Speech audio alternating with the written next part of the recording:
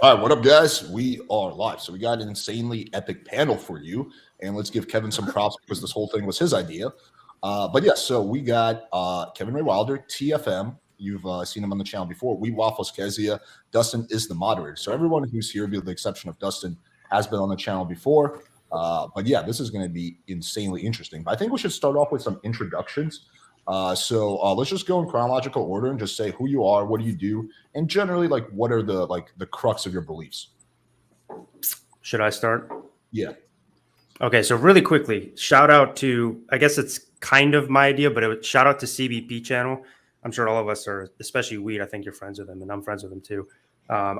He actually suggested we all have a discussion, and I invited him to try to come on today, but he lives in New Zealand, and they're like fucking 17 hours behind or whatever, so he couldn't make it. But anyway, yeah, so I'll just give a brief sort of overview of my views when it comes to dating relationships. I think looks is the most important part when it comes to dating, but I do think that your looks are a lot of it's in your control. So my background is in personal training. A lot of what I talk about is fitness. You know, I've been doing that basically for 10 years. Used to compete in bodybuilding, powerlifting, and you can make significant changes to your looks just by decreasing your body fat percentage. So although I do think that looks is the most important, there's a lot that you can change with that. But I will say, like, it's probably realistic. I'd say it's like 70% looks, 30%, you know, game status, whatever. But that 30% is everything, you know. So if you don't have that 30% and you have that 70% maxed out, you'll still probably be doing okay, but you're not going to be doing that great. One way to sort of, that I like to sort of frame it is if you imagine game versus looks as like offense versus defense. Well, if you have like really good offense but zero defense, then you're still probably going to lose most games, you know, and vice versa. So you want to make sure that you have a bit of both, ideally. Real quick, some people are saying the audio isn't working, but most people are saying, can I get a clear answer from everyone? Is the audio working for you? Put a 1 if the audio is working, put a 2 if it's not. But it seems like it's working for a lot of people. So I don't know for the people who it's not working. All right, anyway, continue TFM. Okay, so I prepared nothing for this debate. I have no idea what we're talking about, but since we're talking about like our beliefs, here's my beliefs in a nutshell. So this is like my philosophy. My philosophy is a combination of Taoism, Zen Buddhism, basically harmony with what is, you know, objective reality. Platonism, harmony with justice and virtue, because those are important. Existentialism is also a big part, harmony with your own values and will. And then Stoicism, harmony with logic and wisdom. And at the end of the day, what these all have in common is science, with empirical data, rationality, predictable consequences, and it's testable and repeatable. As far as what you were talking about, Kevin, you were talking about like looks and game and all that. I look at it this way: we have one life to live. We have 24 hours in a day. You have to figure out what's important to you in life. If slaying pussy is really important to you, then obviously you need to spend a lot of time, you know, maxing out whatever stats you need to go slay some puss. But there's other things to live for in life, and you need to kind of understand those trade-offs and understand the risks and understand the alternatives and do what makes sense for you. Cool. You're next. So I believe in 3 main pillars. And just for anyone who doesn't know, I have a YouTube channel of 100,000 subscribers, mostly black pill. Well, congrats on hitting 100K, by the way. Oh, thank you. Yeah. It's only just recently happened. So on paper, I'm the biggest black pill YouTuber. 100,000K, 100K, sorry. And well, you can talk when you hit 110K, Wheat Waffles. Yeah. The 3 main pillars that I bring to the table on my channel is number 1, women only date up. Number 2, looks is the most important. And 3, there's not much that you can do to change your looks. So I disagree with Kevin Ray Wilder on that issue like a little bit. I think that mainly factors such as your facial bone structure and your height are going to play a little bit more impact compared to the things that you can change, such as like your styling and your clothes and hair and whatever and beard. However, I do agree with Kevin Ray Wilder that you're lowering your body fat percentage and like having a decent amount of muscle mass is still like quite important. That's probably a little bit below the importance of height and face. but it's still well up there. You need to have it. And just to wrap up, like the last point that I think we might discuss later in the debate, which because I know that Alex disagrees with me on this, like I'm very much anti hookup culture as well. I'm more like pro for like monogamy and things like that. So I disagree with him on that. That's it for my beliefs. I'm going to pass over to the next person. Kezia? Hello, hi. Hello, everybody. Thank you, Alex, for inviting me on this. Always a pleasure. I don't do any debates online. I said yes to this because recently a few things have happened, and I'll speak about those. Later on. That made me want to do this, and I wasn't really aware of Black Pill until quite recently, and it was because of the things that have happened that kind of compelled me to want to do this. A bit about myself. I am a female dating and attraction expert for men. I do not help women. I always say that would be the blind leading the blind if I helped women. I get results from my students. I've been doing this since 2006. I've been running my company since 2010. We're very successful. We've helped thousands of men across the globe get real results with women. I have a YouTube channel with 400,000 subscribers, over 75 million views, and best-selling author also. Cool. All right. I think an interesting starting point that we can get through fairly quickly, I think this is mainly for the audience, would be to establish what the difference is between MGTOW and Black Pill, because I know they're similar, but they're not exactly the same thing. So maybe you guys can just quickly expand on that, so like we're not strawmanning your positions. TFM, you go first. Well, okay, so Black Pill and MGTOW used to be the same thing in the before time, in the long, long ago. And essentially, the way I look at it, and then maybe I'm wrong, I don't know, it's the way I look at it. Mingling your own way implies action. It implies movement. So, yes, feminism kind of broke relationships. The dynamic is not, equanimous or anything. Things suck. It's rough out there. However, you can't just sit there and like Eeyore from Winnie the Pooh crying about it. You kind of have to, if things aren't going to work out the way you hoped, you have to kind of reevaluate your situation, come up with some alternative plan, and then, press forward. So MGTOW is more about finding what to live for, what to do with your life. If the things you were hoping for didn't shake up, it's like the guy who wants to make it as a band, and he's in his little garage band and he's playing gigs, but he just never makes it. And at some point he has to realize that that dream isn't going to happen, and he's got to go get a real job. And some people, they just chase that dream until it ruins them. And some people kind of reevaluate their situation and decide to go in a different way. So this is the way I see it. And I don't know what the spectrum among the Black Pill is. Generally, Black Pill people, they just sit around and complain about women, complain about how unfair the dating market is, and complain about, they aren't tall enough and their penis isn't big enough and their chin isn't big enough. Whereas MGTOW are more talking about finding meaning and purpose in your life and going out there and finding happiness for yourself, regardless of how bad feminism is and how the dating market is and all the bull crap happening in the world, because it's your life. You have to do something with it. Wow, I massively disagree with the second half of what you just said there. I honestly think that couldn't be further from the truth. Just look at the biggest MGTOW channels on YouTube right now. I think the biggest one is Better Bachelor. Every single video pretty much he uploads is complaining about women, and I don't have an issue with that. He makes fantastic content. He's actually a good content creator. But your opinion that you just said, MGTOW is mainly about just detracting from dating altogether, focusing on other ways of reaching happiness in life. I think that is just completely it goes completely against the reality of what you see on MGTOW content on YouTube, which is that most of them do just complain about women. And it's a matter of fact, when you actually look at Black Pill content creators, well, just look at my own content, the vast majority of it is actually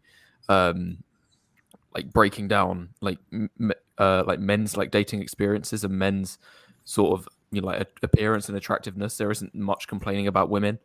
And just to give a little bit more evidence, in a recent poll on my channel, I only uploaded this a couple of days ago, and it was do you classify yourself on self-improvement? And over 85% said at least somewhat, and over half of them said yes. So only like less than 15%, I think that's like 1 in 7 or something, said that they're not on self-improvement at all. So most guys that are even black pilled are still actually like kind of working on themselves. I don't know if they're choosing to be in the dating game or not, but you know, the fact that over 85% of them are at least on self-improvement shows they're at least working towards something. TFM, if you want to respond to that, since you like address stuff you said before we get into the main thing. Well, so using YouTube as like this is what MGTOW is really, I'm not saying it's disingenuous. MGTOW's basically been driven off of YouTube because of hate speech and whatever. So there's a few content creators who I would consider more representative of MGTOW, like Stardust. But most of the old school guys, they all moved on. So basically what's left, the only thing you're allowed to do is complain. You like when you complain about a problem, you see this in politics. People will all agree they don't like the situation in the country and they don't like the economy. And no one disagrees with that. That's not controversial. When you start talking about solutions, that's when you start offending people. So the MGTOW who started talking about solutions all got driven off of YouTube. So all you're left with is pointing out the problem, but you can't talk about solutions because then you'll say the gamer words and they'll kick you off of YouTube. So it's just, yeah, YouTube isn't really, MGTOW's basically been driven completely underground at this point. That I'm not on, I review sex toys on YouTube. It's the only content I'm allowed to upload. TFM, what would you say is the solution? We can kind of get to the crux of it. What is the solution in your opinion? The solution to feminism and like the relationship dynamics being broken and the demographic problems and the welfare state collapse and all that stuff. Well, let's focus more on the dating rather than politics, but yeah. So the dating problem is just men are competing against not just other men. They're also competing against the government. They're also competing against the artificial situation that the government has created for women. Because traditionally what women look for in a man is a protector and a provider. And those roles have basically been removed. So men have to, in order to attract a woman, they have to really like make a crap ton of money in order to actually be considered marriageable or, anything beyond like just hit it and quit it type of thing. And that's because women earn their own money. And often because of diversity quotas, they get promoted over men. And they get opportunities given to them that men don't have. There's a bunch of articles about how women can't find men who out-earn them. And they're complaining about how men need to step up, but they're also sabotaging them and capping them at the knees at every turn in the name of equality and diversity. So women are basically, they want to find these Christian Grey, rich, successful men. And, they want these perfect men, but they're always like ruining there are men out there who could become those men, but they're getting capped at the knees at every turn. So the market is just, it's unrealistic because women have too much power. Women have too much authority. They are the choosers. Men are basically, it's basically the reverse. Back in the day, the men were the ones with the leverage and women had to compete for men's attention. Now men are the ones like trying to get women to pay attention to them because women don't need men anymore. They have the government, they have their jobs, they have their own incomes. They don't need men for anything. So how do you fix that? How do you restore that? Like, and this also feeds into the bankrupt welfare state, the demographic problems. There's a whole bunch of problems that feed off of this that affect society as a whole. But the problem is we have to admit that this current dynamic is unsustainable and it is damaging to society as a whole. And we need to start looking at things that worked in the past. But of course, that is, I'm not going to say the gamer words. I don't want to get anyone in trouble. So I'm just. You can say whatever you want on my channel. I don't care. No, people say that, and then they get strikes and they get kicked off of YouTube, and then I'm not going to say it. Okay. Well, I think we're kind of getting into the crux of the disagreement now. So I disagree with a lot of what you just said. There's parts of it that I do agree with. Sure, women have more power in the dating marketplace than they did 50 years ago. That's just due to women having rights in general. Like back when women didn't have rights. By default, they have less power in the dating marketplace. But the whole, I think women don't need men is a little bit of a red herring. Women still want men. Like vast majority of women, whenever they're asked, they're like, yeah, I want, one day I want a boyfriend, I want a partner, I want a husband, whatever it is, they want men in some version. It's not like there's a mass exodus of women from the dating marketplace. It's not like 70% of women are saying, I'm going to be a lesbian, I'm going to masturbate at home. No, it's like a lot of women still want to find a guy. And I fundamentally disagree with this idea that you have to be like super rich or super financially successful to date a woman. Otherwise, your only option is hitting it or quitting it. I've had the fortune of being either poor or financially, I'm pretty financially successful now, but I've been poor for like a big portion of my life. And during those periods of my life, I still had girlfriends. I never had an issue getting a girlfriend when I was poor. I did have an issue getting girlfriends when I didn't know how to talk to women, how to interact with women, how to be an attractive guy. But this idea that like you need money to succeed, I think is just fundamentally false. You can totally look at all like the broke fuck boys and shit, like the musicians and like whatever the tattoo guys. Like a lot of them have no money, but they're fucking all the girls, way more than the rich guys. So I think it fundamentally comes down to a lot more about how you carry yourself, what kind of game you have, how you interact with women, whether you're a guy that women want to fuck and want to, like kind of tame, or you're kind of a guy who's just like leveraging his money to like fuck chicks. Yeah, sure, being rich is cool. It improves your life in some ways, but it's not a prerequisite for finding a girlfriend. That would be my counterpoint. Well, we have to split basically the ecology of women into two phases. So when women turn 18, is somebody vacuuming? I don't. It's not on my end. Okay, it's definitely not on my end. That's on my end. Apologies, I'll mute myself. Somebody's vacuuming. Someone's doing some housekeeping. All right, so when women turn 18, they basically get front-loaded their sexual marketplace value. The most desirable range for women is 18 to 25. So this is when everybody is chasing the same amount of women. So women are most desirable basically as soon as they're legal to about 25. That's their peak fertility window. That's when they're the most youthful and beautiful. That's when everybody's chasing them, throwing money at them, attention at them. That's why a lot of women are on OnlyFans and seeking arrangements, like leveraging that window to make as much money as possible. So during that period, women are not even thinking about settling down. They're not even thinking about looking for a committed relationship. They're just looking to maximize, the best years of their life. Now, once they hit about 30, 35, then they start looking for the one. But then because they've had all these men throughout their teens and 20s throwing nothing but dick and attention at them, they have extremely high standards. And then it takes until like their late 30s before they actually start coming down to earth and realizing, hey, maybe my standards are too high. But by that point, their eggs are dried up. They're going to have retard babies. The question is, at that point, if you are somebody who has something to offer, are you willing to settle for that? Are you willing to settle for this 40-year-old roast beef sandwich and her downy babies? Or are because you can't have a young girl because they're all chasing the guys and they're all on OnlyFans and they're all like leveraging their sex worker career. So that's, what can you do? Can I just bring in a little bit of data that I've just found? Yeah, because you're saying that like women don't want to have relationships like when they're younger, but have you ever considered how kind of selection bias comes into play here for this? But I've just found some data from Pew Research online, and it says this was measured between both men and women 16 to 28 years old, which is kind of crossing over into that window that you said about, and 36% of women said that they are only looking for a committed relationship. Meanwhile, only 22% of men said that they're looking for the same, a committed relationship, and more men want to date casually than women. So based on those numbers, like surely men have the advantage if they're looking for a relationship. Like it's going to be tougher for men in the like casual dating scene because they're going to outnumber the women. A lot of men want to hook up, but not many women want the same. And the reason I mentioned selection bias is because, say on things like online dating apps, the women that are looking for relationships, they're going to get snapped up almost immediately. Like everyone knows that you put an 18-year-old girl on Tinder, like within the first week, she's going to have like 4-digit number of matches. That's just like, even if she's an average to below average looking woman. And if she is looking for a relationship, then she's going to get snapped up straight away.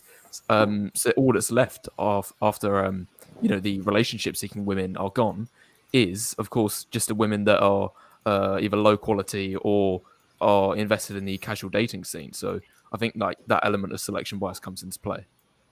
I never thought the day would come, but I actually agree with Waffles.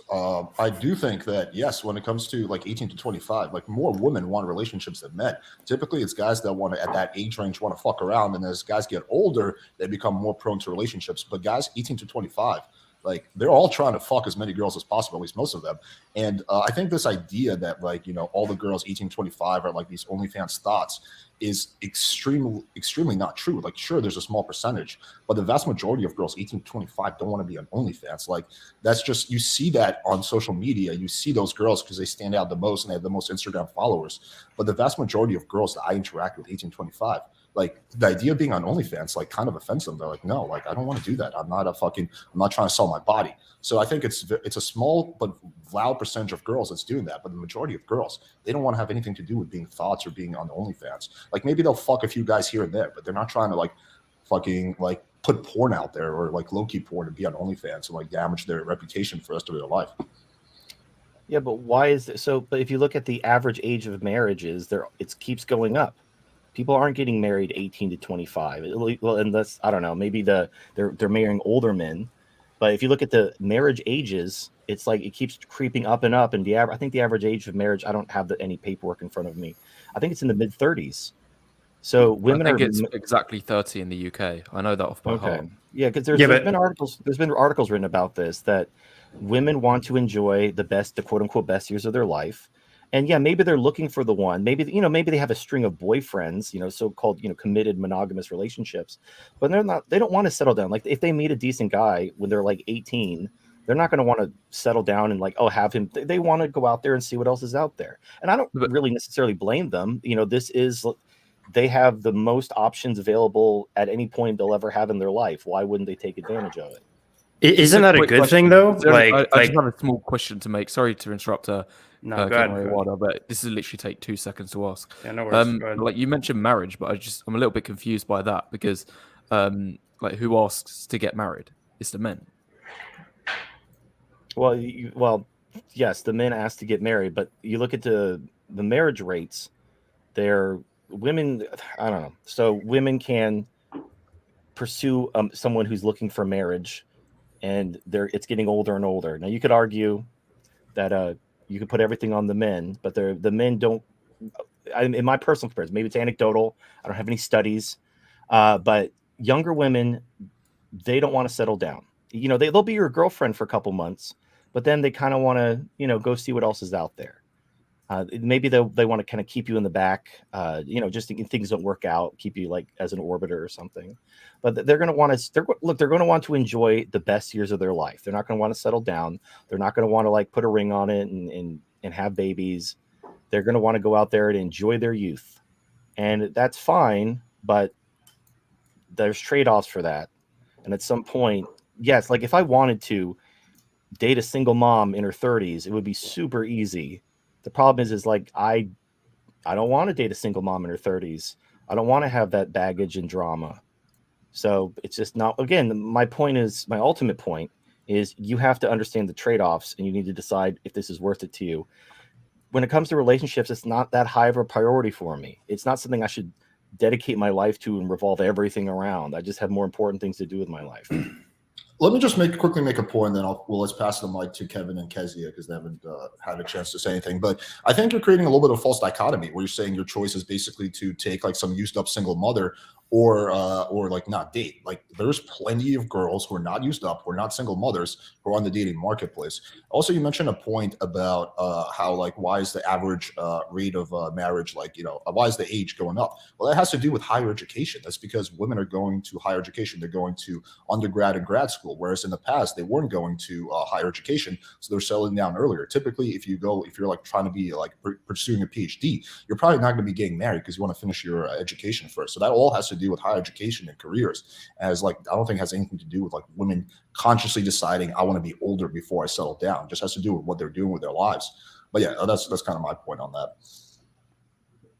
I'm kind of curious about MGTOW as a whole, because wouldn't you say that it's actually like a good thing that women are marrying later in life? Because as far as I'm concerned, when it comes to MGTOW, from my understanding, a lot of it is sort of a reaction to like men being like screwed over in divorce courts, for example. But from what I know, from what I've heard, that as marriage rates overall are going down and people are marrying later, but actually people are divorcing less.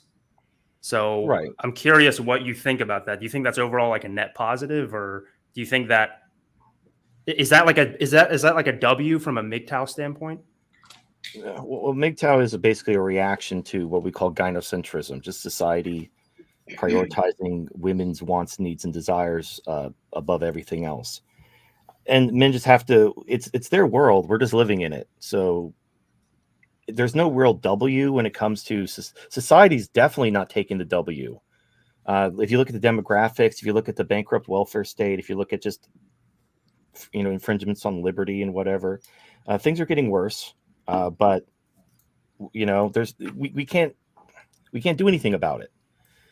Women are the majority of voters. They want more stuff. They're going to get it.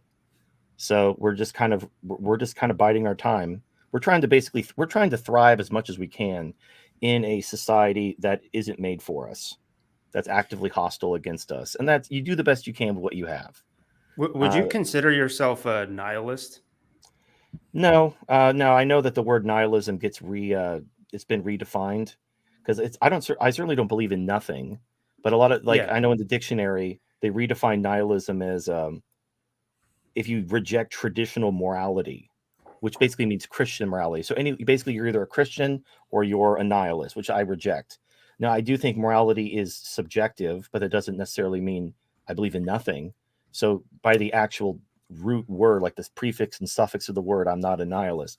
But according to the definition of nihilism as anything that doesn't believe in Christian morality, then I would, they even say existential. According to Christians, existentialism is a form of nihilism, which is literally you creating your own meaning and purpose in life is somehow believing in nothing.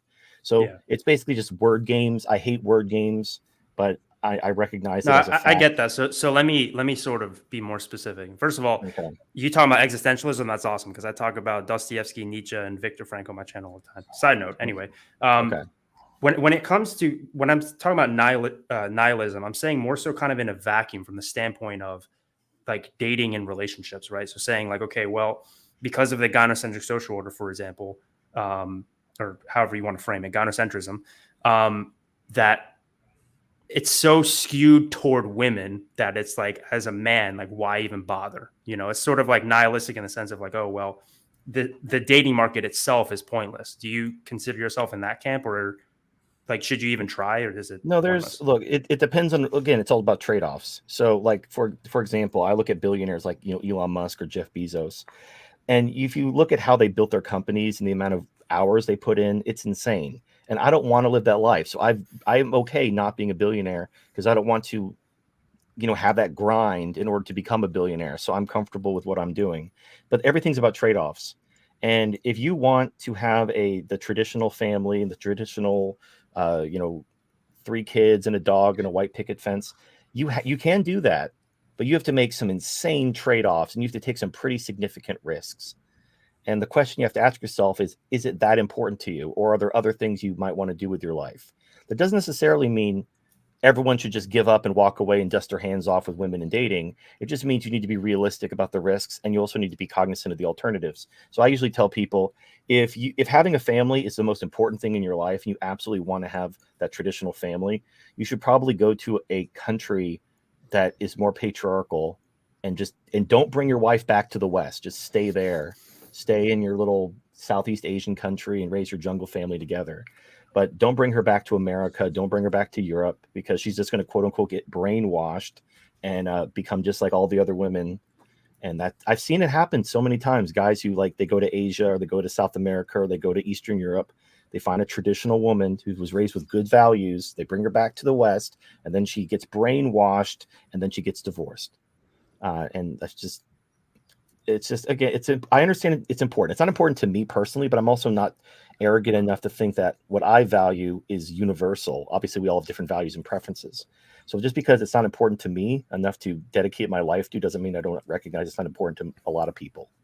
Okay, so I think I can kind of break down where, maybe to help people visualize sort of and understand where the disagreements that everybody has, because I think I get it now. So you're kind of saying that, and please correct me if I'm wrong, from my understanding, you're kind of saying that, okay, well, the dating market is so difficult now. You have to be too much of like a high value guy that it's like very, it takes so much effort in order for you to have success in the dating market. So it's like, well, like, kind of why bother? Is that Am I sort of on the right are you line? familiar with the 80-20 rule? There's also like an Yeah, OkCupid survey that showed like Yeah. women only consider the top 20% of guys above average. Like it's very skewed. So if you want to go to the gym and crush it and you know do all these things to break into the top 20%, and that's that important to you, I wish you all the luck in the world. But if you're not willing to make let's let Kezia so hold on, wait, really quickly.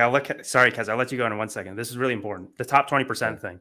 Because I think this is one thing that a lot of people don't really consider is like, okay, well, yes, there's a top 20%. If we just assume the Pareto principle to be true, and for the most part, a universal thing among, you know, humans, whatever thing that we're studying, the top 20% of men is always changing all the time. So especially the guys who are like, let's say, for example, like, so one benefit of gynocracy, as I guess you could call it, like that blue pill conditioning, is that idea of the soulmate, right? So most of us, we came into this red pill space because we thought of the idea of the soulmate, for example.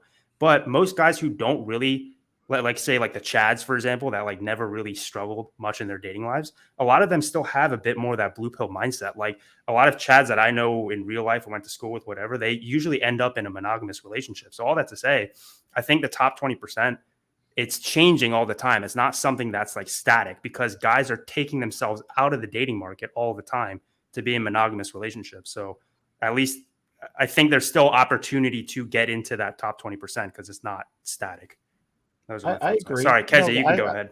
Okay, no, listen, I'm sorry. I came on here I thought to debate black pill. That's what I thought I was here for. I think everyone's raised, you know, some very good points. I think there's a little bit of shit that I've heard also that's not so accurate. But most people, I think, are making some pretty good points. So I don't want to kind of crash the flow. If you guys want to carry on talking about this, marriage and so forth, that's cool. I can, you know, add a few points. I've been married. I have children. So have any of you been married? No. So I'm the only one that's been married here. No. Okay, but fine. Let's put that to one side. I came here to discuss, to debate about black pill. If you want to get round to that later, that's fine. If you want to speak about that now, we can do that. Let's yeah, you're right. Let's redirect it to black pill. Sure, go ahead. I mean, look, you know, what are the comments saying? If the comments want you to carry on with this discussion, then I don't want to. No. I want to. You know, you're a guest. I want to hear what you have to say. So yeah, weigh in on the black pill, and we'll redirect the convo to that. I was going to redirect it to it anyway. So. Yeah. I'm going to say something. Okay, I'm sorry, Alex. Sorry. I don't do these debates, so I'm not quite sure like the format. So apologize. It's very informal. Just like basically whatever's on your mind, whatever you feel is relevant, speak up. Yeah, it's not like a formal debate or anything. We can talk about marriage. I think loads of guys, they're fucked when they get married. They're absolutely fucked, and I've seen men become absolute destroyed because of marriage. But anyway, we can talk about that some other time. So to do the black pill, I had to do some research. I watched Waffles, some of his videos, and I do agree with something he said. Props to him, is that he does not criticize women. He doesn't criticize women. There was no evidence of that. I didn't feel there was any hatred towards women or bitterness towards women. I felt there was bitterness to do the situation that physically unattractive men find themselves in, but I don't feel it was directed to the woman. Whereas I agree, MGTOW was much more much more frustrated. Now, in some respect, with the black pill movement, they're not really saying anything new. It's like everyone knows looks are a huge advantage for both men and women. And the less attractive you are, the more game and work is required. It's like, of course, you know, with my students, I don't bullshit them. When they sit with me, they already know that most of them, I wouldn't say all, are physically like either like a 5 or maybe a 4. We do get like, if you want to rate people, 2s, 1s, people with physical disabilities also. I don't sit there and lie to them and say, you know, yeah, you've got nice eyes, or, you know, you're quite cute in your own way. No, I say to them, look, looks, you got dealt a bad card. You got dealt a bad card of looks. Right, let's work on the things that you can fix. There are limits. Waffle is right. There are limits. You can lose weight. You can get hair implants, you can work out. Yeah, there's limits, but yeah, there's some guys who are very handsome, and you're not going to be able to compete with. I'm not going to be able to compete with a 25-year-old Kezia. I cannot compete with her unless guys are into MILFs. 25-year-old Kezia was a babe. Yeah, that is She was true. hot, but actually I get chatted up more than when I was 25. This is a weird thing. I think there's a lot of MILF fetishes out there. That's all I can say. But okay, but if I walk into a room, I cannot compete with 25-year-old Kezia. It's impossible. So what do I need to work on? I need to work on my sex appeal. I need to work on my character. I can't sit there and bitch about it going, oh, why do men like younger women? Men are such bastards. You know, that's all they care about. No, that's a defeatist mindset. I have to look at, okay, what can I do? How can I improve my sex appeal? So basically the same thing that we teach our students. I would like to share some personal experiences later. I've slept with some beautiful looking men, and I've slept with some ugly as shit men. Ugly. We're talking like threes. And I'm going to tell you why I slept with them. But I want to focus on first, if I may, on the concept or the theory or the philosophy, whatever you want to call it, that black pill is perpetuating. You know, I want to look at, does it actually help? Does it actually benefit men? That's what I want to look at, because I'm hoping that we can all agree on one thing, is that what's important here is the kind of results that men are generating from our advice. That's what's important here. So when I say generating results, I mean both in the short term and the long term. Can we all agree that that's kind of what we're hoping to achieve that's what I'm hoping to achieve for my students and people who take my advice, is that they benefit from it and get results short term and long term. I think pretty much everyone on this panel more or less agrees on the issues and the challenges, but we wildly, completely disagree on the solutions and the advice. That is where the crux of the disagreement lies. We all agree that looks matters. We all agree it's harder to date when you're ugly or when you're older as a lady. We all agree on all that stuff, more or less. We might disagree on the degree of the issue, but we agree on it more or less. It's just the solution. We care about the results, okay? So you have your philosophy, Wheat Waffle has his philosophy, I have mine, but we all agreed that ultimately we want to help guys get results. Yes? What do you mean by results? Get what results? Get better with women. Okay, can I just say one thing? Because you don't. Fine, like, I thought you did. yeah. Like, honestly, I had to hold myself back from bursting out laughing when you said that you'd been with some guys that were ugly as hell and like were horrific looking. Waffles is like, let me see their face. And if you're saying that like your only objective is to get like guys better with girls, if they were able to do something, to be able to sleep with you, then that's fair enough. But if I'm being honest, that sounds like a complete L to me for those guys. If any of them were watching this podcast and heard you made those remarks, they would they would look back now. The man who you talking about, my students or the man I slept with? You just tore them to pieces live on a stream in front of the student or the man I slept with? The unattractive guys that you've slept with. You said that these guys no, they were physically very unattractive. Let's cut to the shit. They were physically unattractive. So I've watched your videos of doing like kind of face. What is this thing that he does? This face. Yeah, you would rate them as a fucking 2, okay, or 3. Yes. And I slept with them. You know why? Because they had game. Now, what do you rate yourself? I can't see your face. You've put a toast or something there. What do you rate yourself? I'm roughly a 5 to a 6, but I think this is detracting from the point. All I'm saying is that if I'm looking to pursue women, like my objective isn't just to get the results as you would put them, sleeping with her, dating her, getting a relationship. I would also want to make sure that she found me attractive, because if I went with a woman, I did find him attractive. I was attracted to him. No, the definition of attractive is when you're attracted. You said that they were ugly as hell. Yes, he was ugly, and I still think he's ugly, but I was attracted to him. Do you understand the difference between when you're attracted to someone and when you think someone's good looking? Now, I had to have a man explain this to me, because women don't know shit when it comes to women. Women often say, there's a pretty girl, but they don't understand what a hot girl is. I had to have a man explain it to me. He's like, that's a hot girl, that's a pretty girl, okay? And there is a difference, and women don't understand it. That's why they think women who look like Sarah Jessica Parker are pretty, and they don't get it, okay? They think that that's like a hot woman, and like men are like, what are you talking about, okay?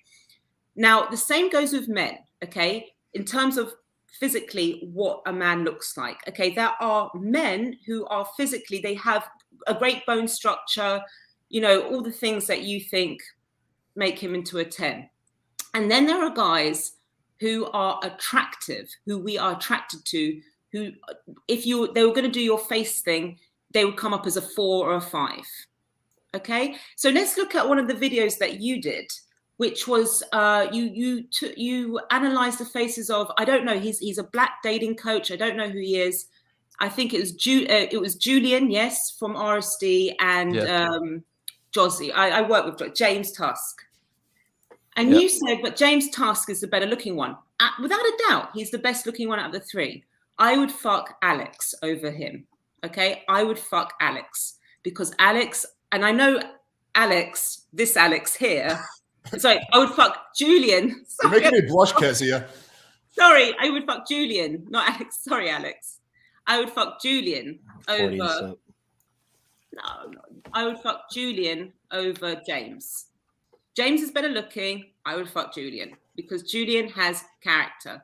Okay, and he's got something about him that I'm attracted to slightly. But I want to be respectful here because I think he's married. So I don't want to be, you know, I would. So already you're saying like, but most women would sleep with James. But I'm telling you now that's incorrect because you don't understand what you think it's all about looks, but it's about attraction. So when I say a guy's it's like when you say there's a hot woman and there's a pretty woman. They're 2 different things. They are 2 different things. I can actually clear up the confusion. Can I just ask one question? I've got a really important question to ask. Okay. Kezia, imagine if you had sex with a man and he considered like the reason he did it mostly was because, you know, let's say you hit it off at a bar and like he was really into your personality. Like you just had the best chemistry in the world. And then let's say that you have a one-night stand with him. Then after the situation, he tells his mates the next day, oh yeah, this girl Kezia, like you know, we had a really good connection at the bar, but Jesus Christ, once I saw her in bed, she was disgusting. She was outrageously bad. She was hideous. It was one of the worst experiences in my life. That was the vibe I was getting from you when you said about the guys that you slept with who were 2s and 3s. How would you feel if somebody said that? No, it's completely different because answer the question. How would you feel if that guy said that? So if I slept with this guy who I'm talking about and I ended up in a relationship with him and I said, I find him so unattractive and I was dating him and he was disgusting and I looked at him, every time I looked at him when we kissed, I felt repelled. That would be weird. That's what you're saying. I'm saying I've had guys I've slept with and I've been in relationships with who have said, you know what, you weren't even my type when I first met you. You weren't really my type. You were too this, you were too that, you had too much makeup on. I've heard it. But then, you know, something happened. I actually like it kind of a bit when they say, you know, I wasn't really, you know, you weren't really my type. And then, you know, I got attracted to you because you were sexy or it was the way you held yourself or something like that. I find that a little bit more flattering in a way. Let me clear up because I understand both of your points. So, okay. So what Kezia is saying is, like, okay, I'm going to explain like this. Your attraction as a man for a woman primarily depends on her looks. For men, your looks is part of the picture, but there's a lot more to it.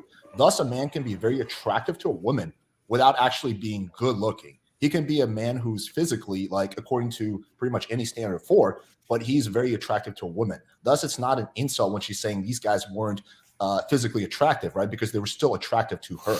What would they say though if you asked them that? If you asked, did you find that insulting, based on, you know, the remarks Kezia?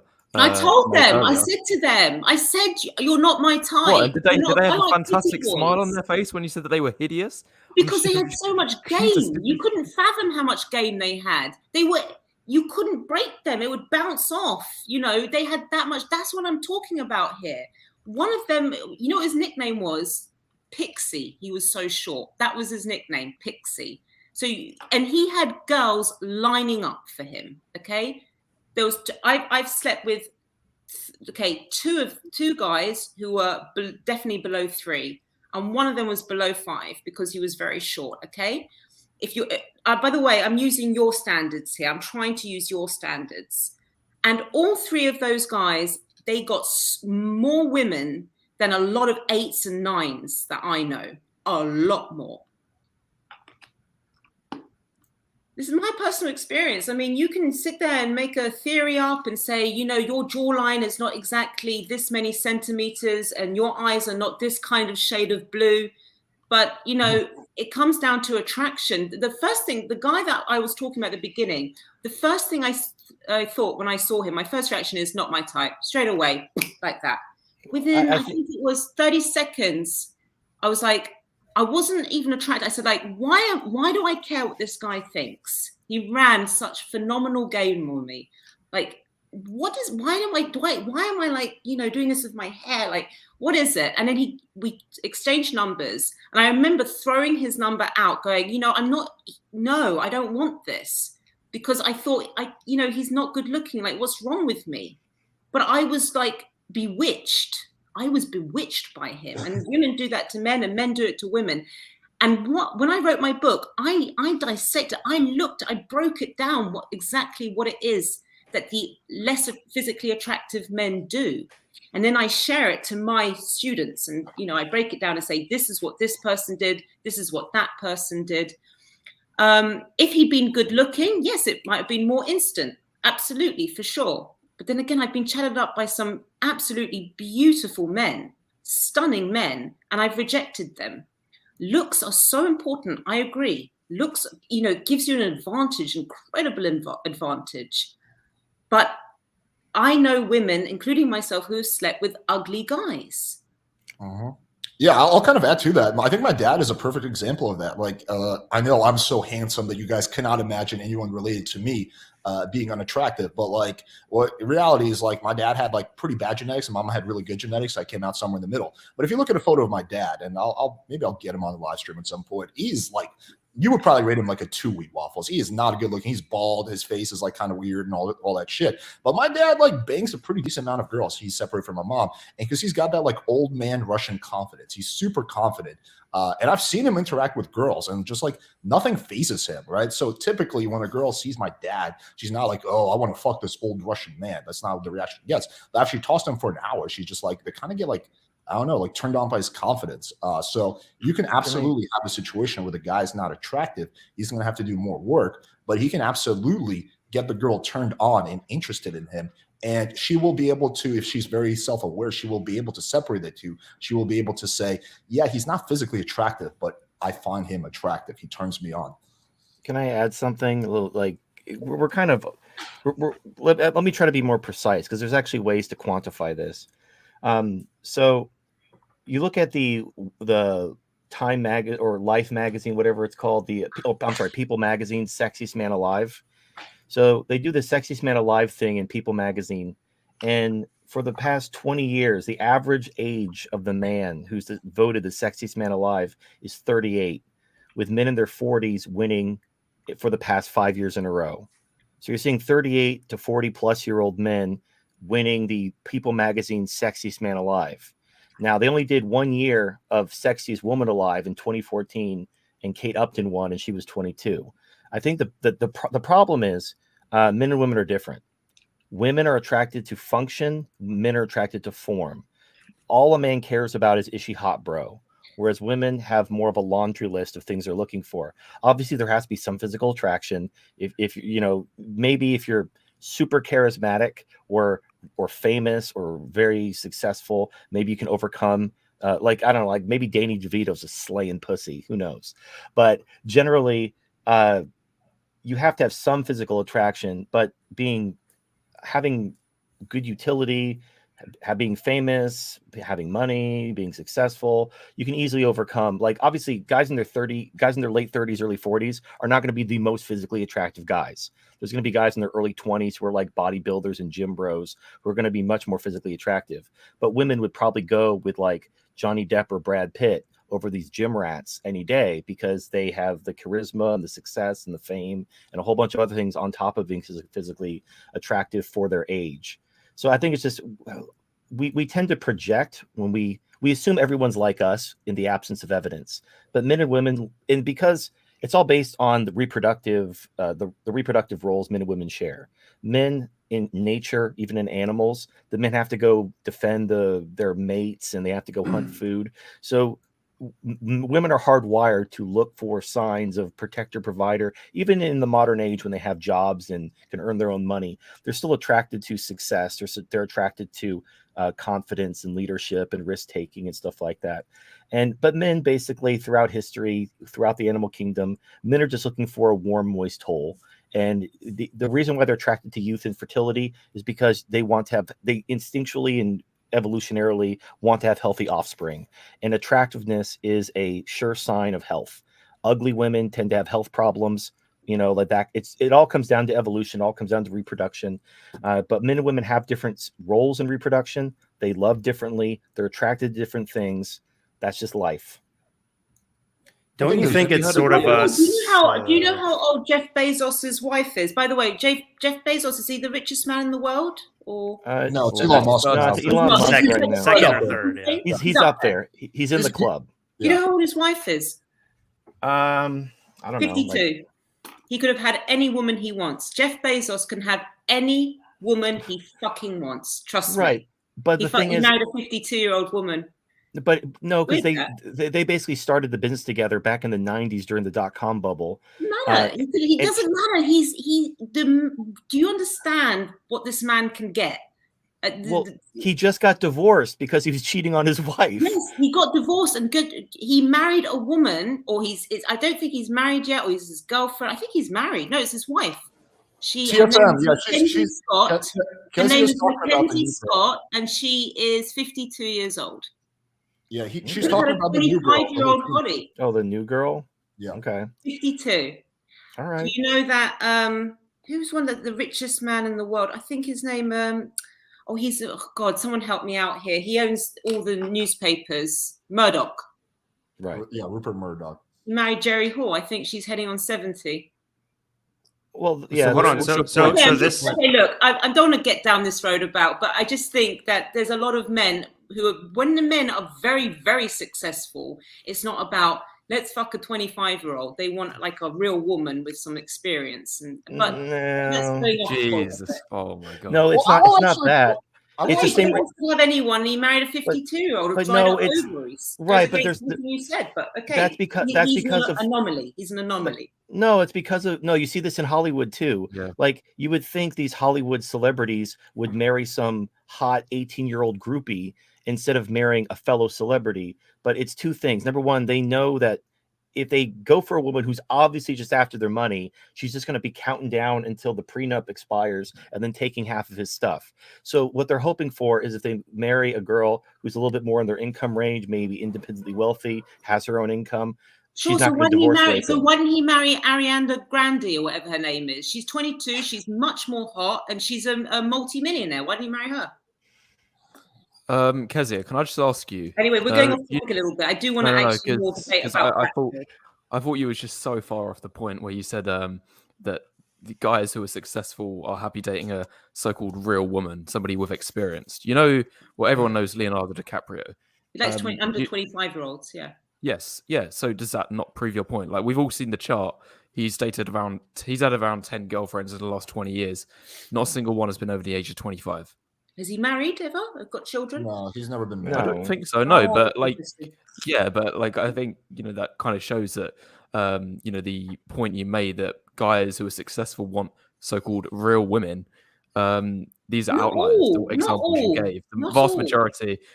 I can show you the data which shows the ages that. But I like young men. I love under 25. I love men who are under 25. Okay, that's my thing. What I'm just saying is that there are men out there who can have their pick and they'll still choose an older woman. And there are men like Leonardo DiCaprio who can have their pick and they'll go for 22-year-olds. But these are far and few between.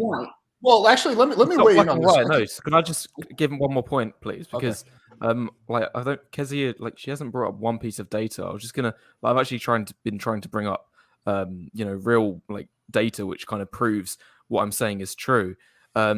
There's the data that shows that the ages that men find attractive, all the way from 18 to 40, the ages that of women that they find the most attractive, it does not go outside of the range of 18 to 25. But they're prettier. Every single man from 18 to 25 every are single prettier. man, without interrupting me, every single man between the age of 18 to 40 all find the same 18 to 25-year-old women attractive. Like, yeah, you might have exceptions to this where there's guys that are, say, 40, 50, 35 that want to date women their own age, but I think that that's doing it because they have no other options. They're doing it because it's an easy choice, not because that's what they want to. They all find the 18 to 25-year-old women the most attractive. No, but they are.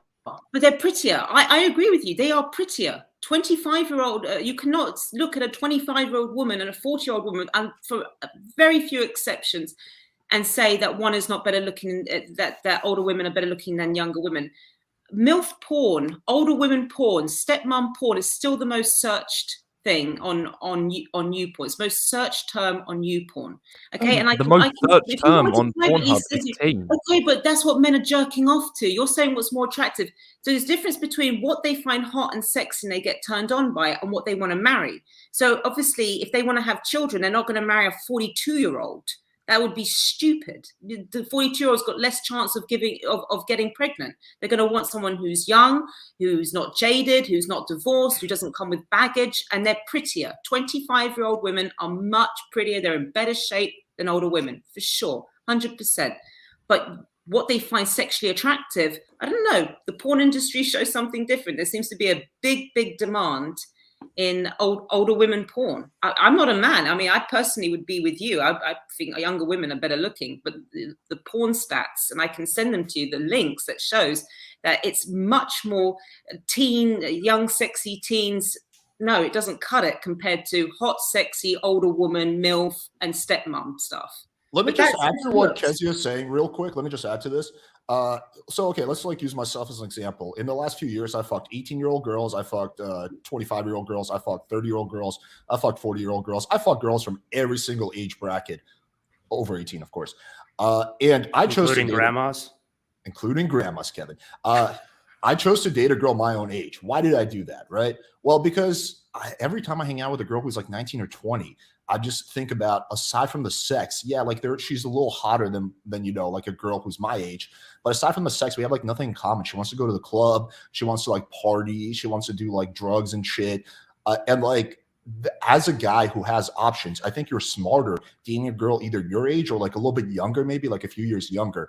But I think it's actually a massive mistake for guys to settle down with a girl who's significantly younger than them. You're not going to have anything in common, and that relationship is going to be way less stable because of that. So I think it is a much smarter move to date a girl who's like maybe a few years younger than you, but within your general age bracket. Sure, the younger girls are more attractive physically, but it doesn't necessarily make them a better partner. In fact, I think that the massive age difference makes it a worse partner because you just have no shared interests, which is going to make your relationship just like you guys have nothing absolutely to talk about and you have nothing to do. Can I just really quickly? Say one thing. I actually encourage my students to go with younger women. I actually do. Like, a lot of them say, I like older women. I'm like, don't go there. You might find them hot or sexy or have a fetish, whatever it is. Don't go there, because if you at some point want children, they're not going to be able to give it to you.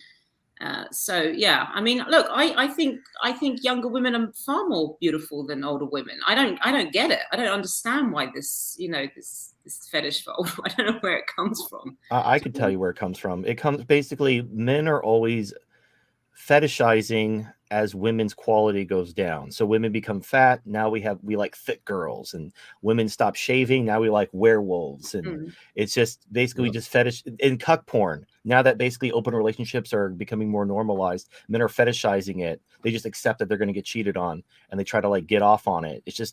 It's coping. They're coping with just how shitty the situation is. I actually brought up the chart from the OkCupid study. It may be hard to read, but on the left side is what women consider the age of a catch at their age. So generally, when they're in their 20s, women prefer a slightly older man, and then in their 30s, they like a man who's about their age. And then again, it may be hard to read because it's small. But let me. I think I can do it. Hold on. Let's try this. Yeah, there we that's go. Works. All right, yeah, cool. Yeah, that's perfect. Good job. All right, so on the left side, you have a woman's age versus the age of the men who looks the best to her, and you can see how it's a sliding scale. Like, women like older men when they're young, and they like younger men when they're older, but it's usually within a certain range of their actual age. And you look at the men, and it just completely falls off after 25. Like the oldest is 45-year-olds jonesing for 24-year-old puss. But most guys, it's like 20, 20, 21, 21. And then like from 28 to 36, they all want 20-year-olds. So that's just Here's how it For be. sure. Older men want younger women for sure. That's Well, why and they you look- younger well, men. you look at Point his- then. if you look at historically- But here's the confusion. There's a difference between what age a woman looks best to you and what age a woman you're going to date. Looks is part of the picture when you're getting into like a serious relationship. It's an important part of the picture, but you might, like someone like me, I might sacrifice a little bit on like the looks category in order to get someone who's a much better partner. Of course, there are girls who are like your age and attractive, but like I'm not gonna, like, for example, I wouldn't date a 19-year-old just because she's slightly hotter and slightly more youthful and like be in a shitty relationship where we have absolutely nothing to do, nothing in common besides fucking. But okay, first of all, if you look historically, like all the way back to like the birth of Western civilization, generally the gap between husbands and wives was decades. You basically have a Roman centurion, fighting the Gauls for 20 years, and then he come back and marry a 13-year-old, and he's like in his 40s or he's in his 30s or 40s. That was completely normal back then because women were for making babies. And if like, let's just look. I'm going to be, this might offend our Kezia. I don't know how thick your skin is, but you look at what men and women look for in each other. Men want a woman who's going to give them love and affection, and women want a man who's going to provide for their material and financial needs and also give them love and affection.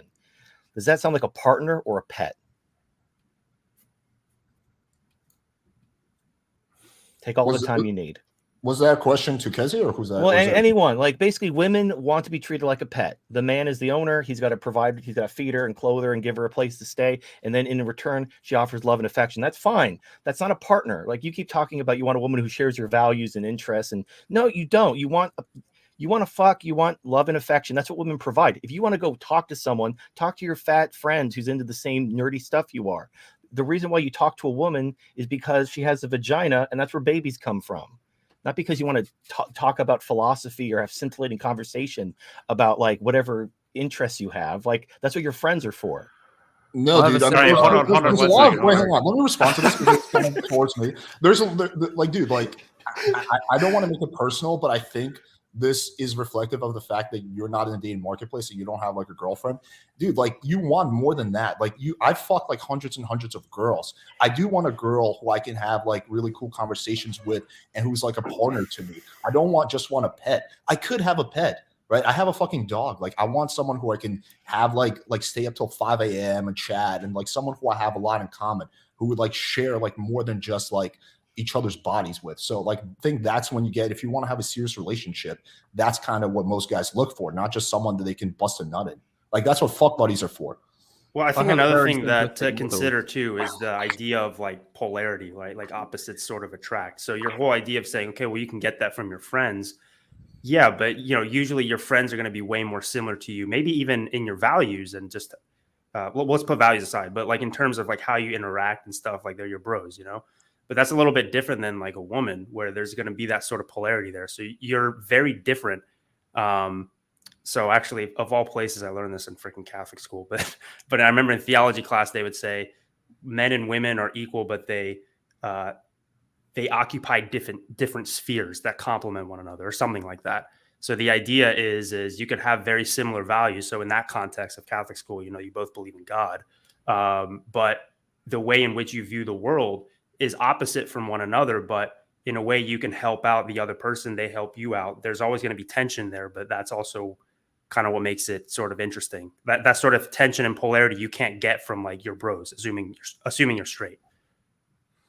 I have quite a simplistic model with regards to like what men want. Sorry. So obviously looks, and that like I can divide it into two parts. So men want to smash, and then men want to have a woman into a relationship. Looks goes into both of those two categories. So, and for looking to smash, looks is pretty much the only factor that comes into play. Men don't care about anything else. If the girl is like got a sky high body count at this point, if she's got terrible values, even if she's got a boyfriend, like guys don't really care too much. If they're going to smash this woman, if she's hot. But when it comes to relationship seeking, there's two factors. Obviously, looks stays there and is still the most important. But then the second factor that now comes into play is purity. So when men want a relationship, they're going to be looking for women with low partner counts. She's not got a history of cheating. She doesn't do drugs, and you know, she's like hardworking. She's not entitled. She doesn't have any children under her belt. And you know, she's like well behaved on social media and things like that. So that's my model. It's very simplistic with regard to what men are looking for when it comes to relationships and like hookups. It's a little Yeah, too. there's I actual wonder- On the money there. Black Pill, Wheat Waffle is on the money there. That's exactly it. I have loads of friends, fat, they've got medieval teeth, they look shit, and they're married to really successful men because, you know, they've shown that they are going to be good moms, they are pure, as he said, they can trust them, and he's absolutely on the money there. Yeah, when men want to have sex, it's just how the girl looks, for sure. I agree with the first part of it, that like when men just want to fuck, they only care about looks. But I would add one more big thing to for the relationship part, which is shared values. At least that's something that I've always looked for and my friends have. Like, I want a girl who's has similar values as I do. So, for example, honesty is important to me. I don't want a girl who's a chronic liar. I don't want a girl who's a flaker, right? You want to have that some shared value with the girl you're going to be dating for a long term. But yeah, I agree with the first two, generally speaking. But I would add shared values, another important one you can't ignore.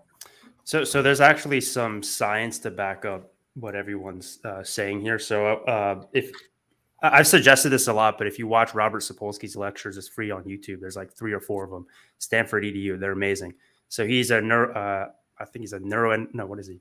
I don't even remember what he is, but he's essentially like an evolutionary biologist or close to it. Very science-based. He's an evolutionary biologist. Yeah. But he actually talked about this one study where they would have men look at a very attractive female's face, and then their dopamine would start, going crazy, right? And then they would show an unattractive woman, her face, but then the dopamine wouldn't be spiking. But when the unattractive woman turned away and the men kept looking at her while she was like looking away, then their dopamine started spiking. So it's so funny because Robert Sapolsky he was like, oh, this is so weird. He didn't actually like put 2 and 2 together of what's going on. It's very clear that men naturally categorize women as either a wife material or a freaking hoe, right? So a hoe, they will get excited for just to like have sex with them, right? But then like a wife material, they will like, genuinely just, want something else. And I think this also sort of begs the question then, okay, well, is wife material, like what we deem as like pretty and like, is that purely or is a big part of that facial structure, right? Because in that study, it was literally just the facial structure they were analyzing. They didn't know anything about these women, but the women with really pretty faces, when they were looking directly at them, they got all excited. The ugly women, for lack of a better word, when they looked away, that's when they got excited. But when they looked at them, they weren't excited. So I think it's femininity. Think about what is femininity versus masculinity. Femininity is submissiveness and just deference and like supportiveness and affection. It's just like all those kind of motherly qualities. So you could tell, like, if a woman has a feminine body shape and she dresses feminine, you could actually kind of infer a lot about her feminine mannerisms. Like, she could be LARPing, who knows? But generally, if a woman has like purple short hair and chains in her mouth and she's got like, F the patriarchy, you kind of know a lot about her, even if you don't even talk to her for 2 seconds. Where if she's wearing like a feminine dress and she's got long hair and she's, carrying herself a certain way, that exudes femininity. And that's what men find attractive. The point is like, there's nothing wrong with the way women are. The problem is just the artificial. It honestly comes down to equality, the illusion of equality. It's not real. It doesn't work. It's not making either gender happy, or if you believe in multiple genders, the whole spectrum of genders, nobody's happy. But it's fine. It'll end soon, so it doesn't matter. I want to transition this a little bit because something Kezia said a while ago, I think is sort of at the crux of the disagreement because. Alex and I have our own views, I guess it's more similar, especially Alex to Kezia's, but Kezia, TFM, and Wheat Waffles each have very differing ideas from one another. And I think a lot of it comes down to the word attraction. So as far as I know, Wheat Waffles, you could correct me if I'm misrepresenting you, but as far as I know, at least when it comes to the black pill, attraction is usually conflated with looks. Like looks equals attraction. And from what it sounded like, Kezia, with you, it seems like it's not, you can kind of decouple those. It's not like they're inextricably tied together. So I think we should probably get into that of like what makes a man, what makes a man attractive to a woman. Can You I? know, TFM, go ahead. I'm so sorry. No, please carry on.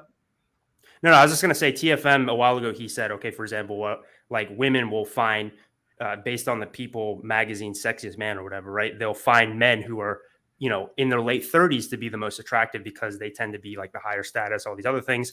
Waffles, I don't want to straw man you or anything, but I'm pretty sure with you, the obviously looks is like by far the most important. And then Kezia is kind of a mix of both. But I think we should talk about that and kind of just go maybe one by one of like what makes a man attractive to a woman. To give some very simplistic numbers, to answer your question. Sorry, I'll let Waffles go first. Yeah. Just to give some very simplistic numbers on kind of what I believe. I would say anywhere about 60 to 70% of men's attraction is their looks, and then there might be another 10%, which is his money and status, 10% his social skills, like on the day, and then 10% I'd say is like the woman's own physical preferences. So, you know, some like women, this is like the subjective element of looks is basically that last 10%. But then there is a lot of caveats to that, like, because it does depend on environment to environment. So I think we can all agree here that online, it might as well be 100% looks. Like you'd be wrong if you said that online dating was anything less than 95%. Like the last 5, maybe the bio and the bio. That's about it. I would he's 100% right. Well, I'm talking about in terms of getting matches, but like obviously when you're texting, it might grow to 10% or 15%, but still, by and large, like, you know, it's looks is the main thing on online dating apps. But when it comes to, say, cold approach, like game might even grow to 20 or 30%, and then the rest is like looks still has a big factor there. But like, you know, I think my general numbers that I mentioned at the beginning, like just giving a basic overview to answer Kevin's question. I would kind of push back on that a little bit. I've played this game many times where, like, after I fuck a chick, I go through her Tinder profile and I'm like, this guy's better looking than me, and this guy's better looking, this guy's better looking than me. Why did you not meet up with this guy? Why did you not meet up with that guy? Especially when I was as I said, 10% of it is going to be the woman's own personal preference. I've had it on my own like Tinder profile.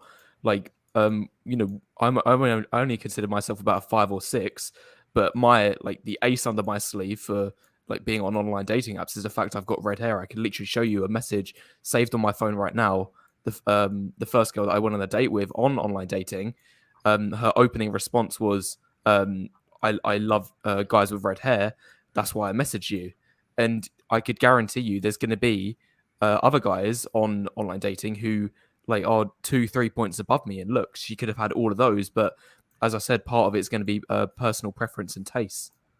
But then shouldn't personal preference and taste be more than 10%? Dating apps then if they're not working for you, for fuck's sake. You know, dating apps, I tell my students... I didn't say that they wasn't working for me. I said that it was work. Like, I gave an example of how it did work for me. I tell my students, don't go on dating apps if you're not good looking. Don't go on dating apps, because dating apps really are only good for people who either are physically attractive or can take a very good photograph. Some people are not photogenic at all, but now with filters and stuff, you can do a lot.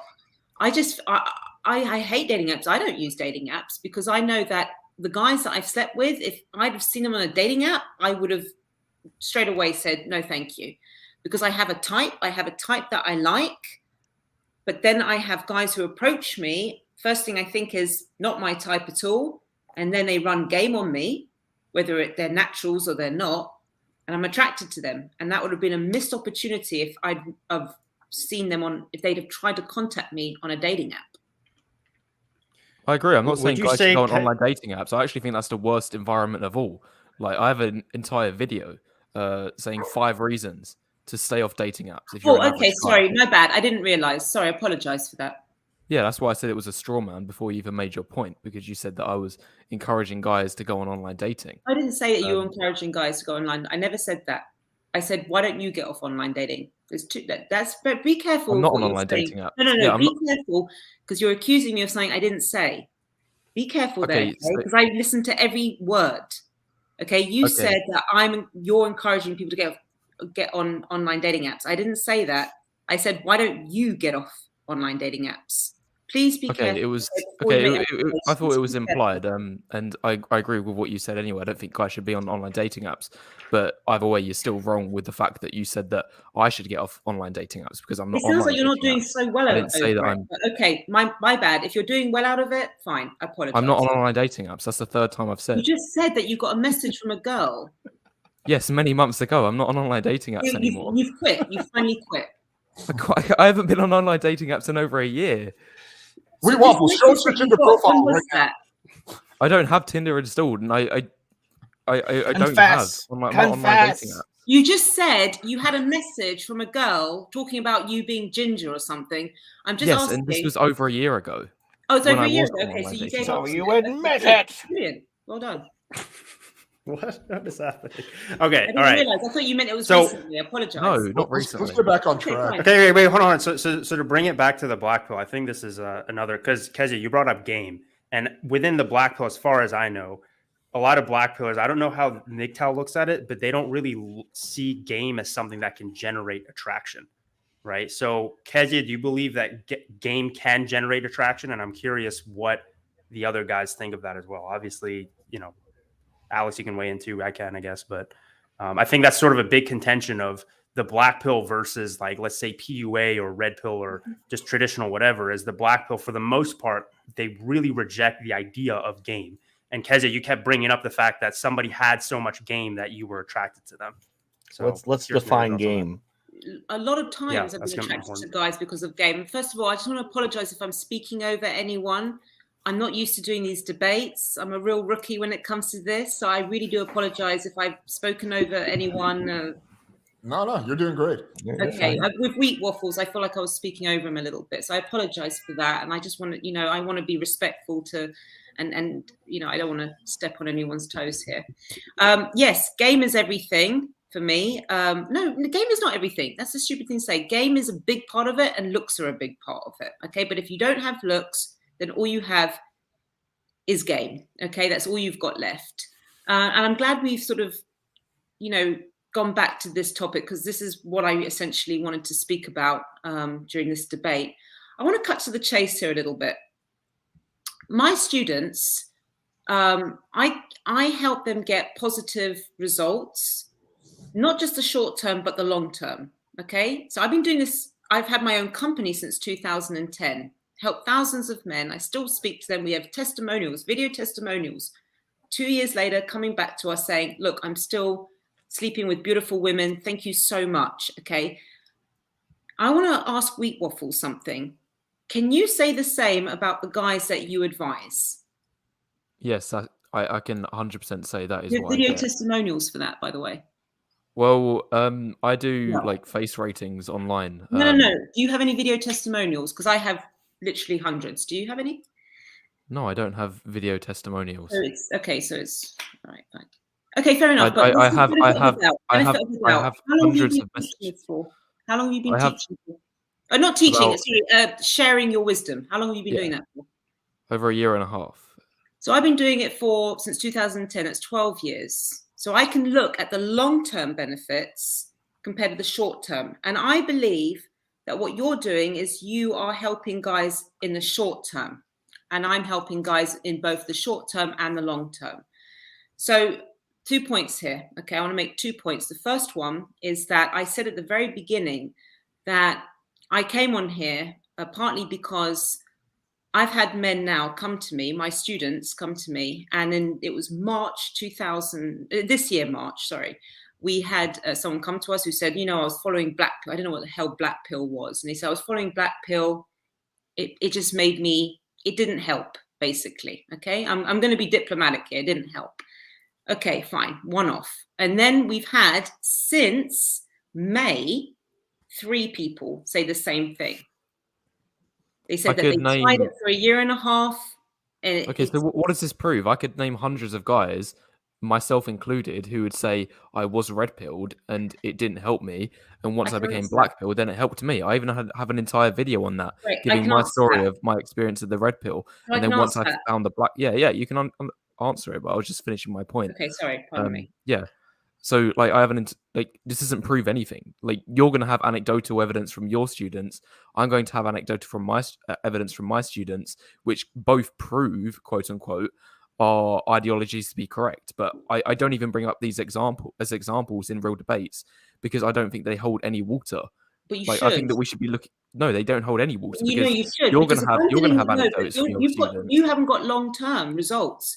You cannot say that your students that you've helped 10 years from now are going to turn around and say, hey, thanks, sweet Waffles. I'm still like my best, I'm living the best life I could possibly live because of your advice. I do. I have students 10 years on saying to me, I'm married now. Thank you. I've got a girlfriend. Thank you, Kezia. This is all for you. This is all because of you and your team. You don't have that. You've only got because you've only been in it since when you started. You said a year and a half. It's nearly 2 years. Okay, nearly. Okay, so it's gone from a year and a half to 2 years. Okay, so let's say 3 years even, and you're saying that people are still happy. Can I share a story with you? Which I'm sorry, am I jumping on this too much? Because I don't want to. I want to let other people speak. No, you can keep going. It's fine. Go ahead. I want to tell you a story that's not pickup related or dating related. Okay, now hear me out, okay? Because there's a point to this story. So I have a friend, not really friends anymore so much. And we've been friends for a long time, since we're like both 19 years old. And she always had a problem with her weight. Up, down, did yo-yo diets, everything. Now, when she dieted, this girl, and she got slim, things got better for her. She had boyfriends, she had more opportunities. She just looked better and things came to her, okay? But it was very difficult for her to stay that slim. It required a lot of work, okay? It required a lot of work and a lot of discipline. But her life was better. For sure, her life was better. Anyway, I got married, I had children, things we didn't really, stay in touch. Then I met up with her and she ballooned. She was huge. You know what she said to me? She goes, I've never been happier. I'm fat and I love being fat. Fuck men. Fuck what men like. I don't give a shit. I like eating. I like being a big woman. Fuck the world. I love this. Good. She was genuinely happy. This girl was happy. Okay, that was in 2015. So I saw her again recently and she was in a mess. She had health problems. She had no man. She felt shit about herself. Now, what am I getting with this? Where am I going with this? So when people quit and say, you know what, there's nothing I can do about it, which is basically what I feel the Black Pill movement is doing. It's just saying, just accept. Okay, I'm gonna interrupt just there. Because this is following into a straw man because it's not a straw man at all. It's not a straw man. Wait, hold on 1 second. You can share that. Just let Kezia finish really quickly. Yeah. Please let me finish. Go ahead. Now, and I promised I will stay silent for your rebuttal. So she felt, this girl, that quitting was the answer. When you quit, there's a sense of release and relief. Release and relief. You quit, you go, fuck that, brilliant. It's like when alcoholics quit giving up drinking. They don't quit drinking, they quit giving up drinking. They go, fuck that, this is good. I like this. This is nice. No effort, no hard work. Fuck you all. I like this. Okay? It's a sense of relief and release. But it's short term and you feel good about it. You feel good about it. And then guess what happens 5 years later to these people? They are fucked. They are alone or they have got health problems, whatever it is that they quit on trying to do.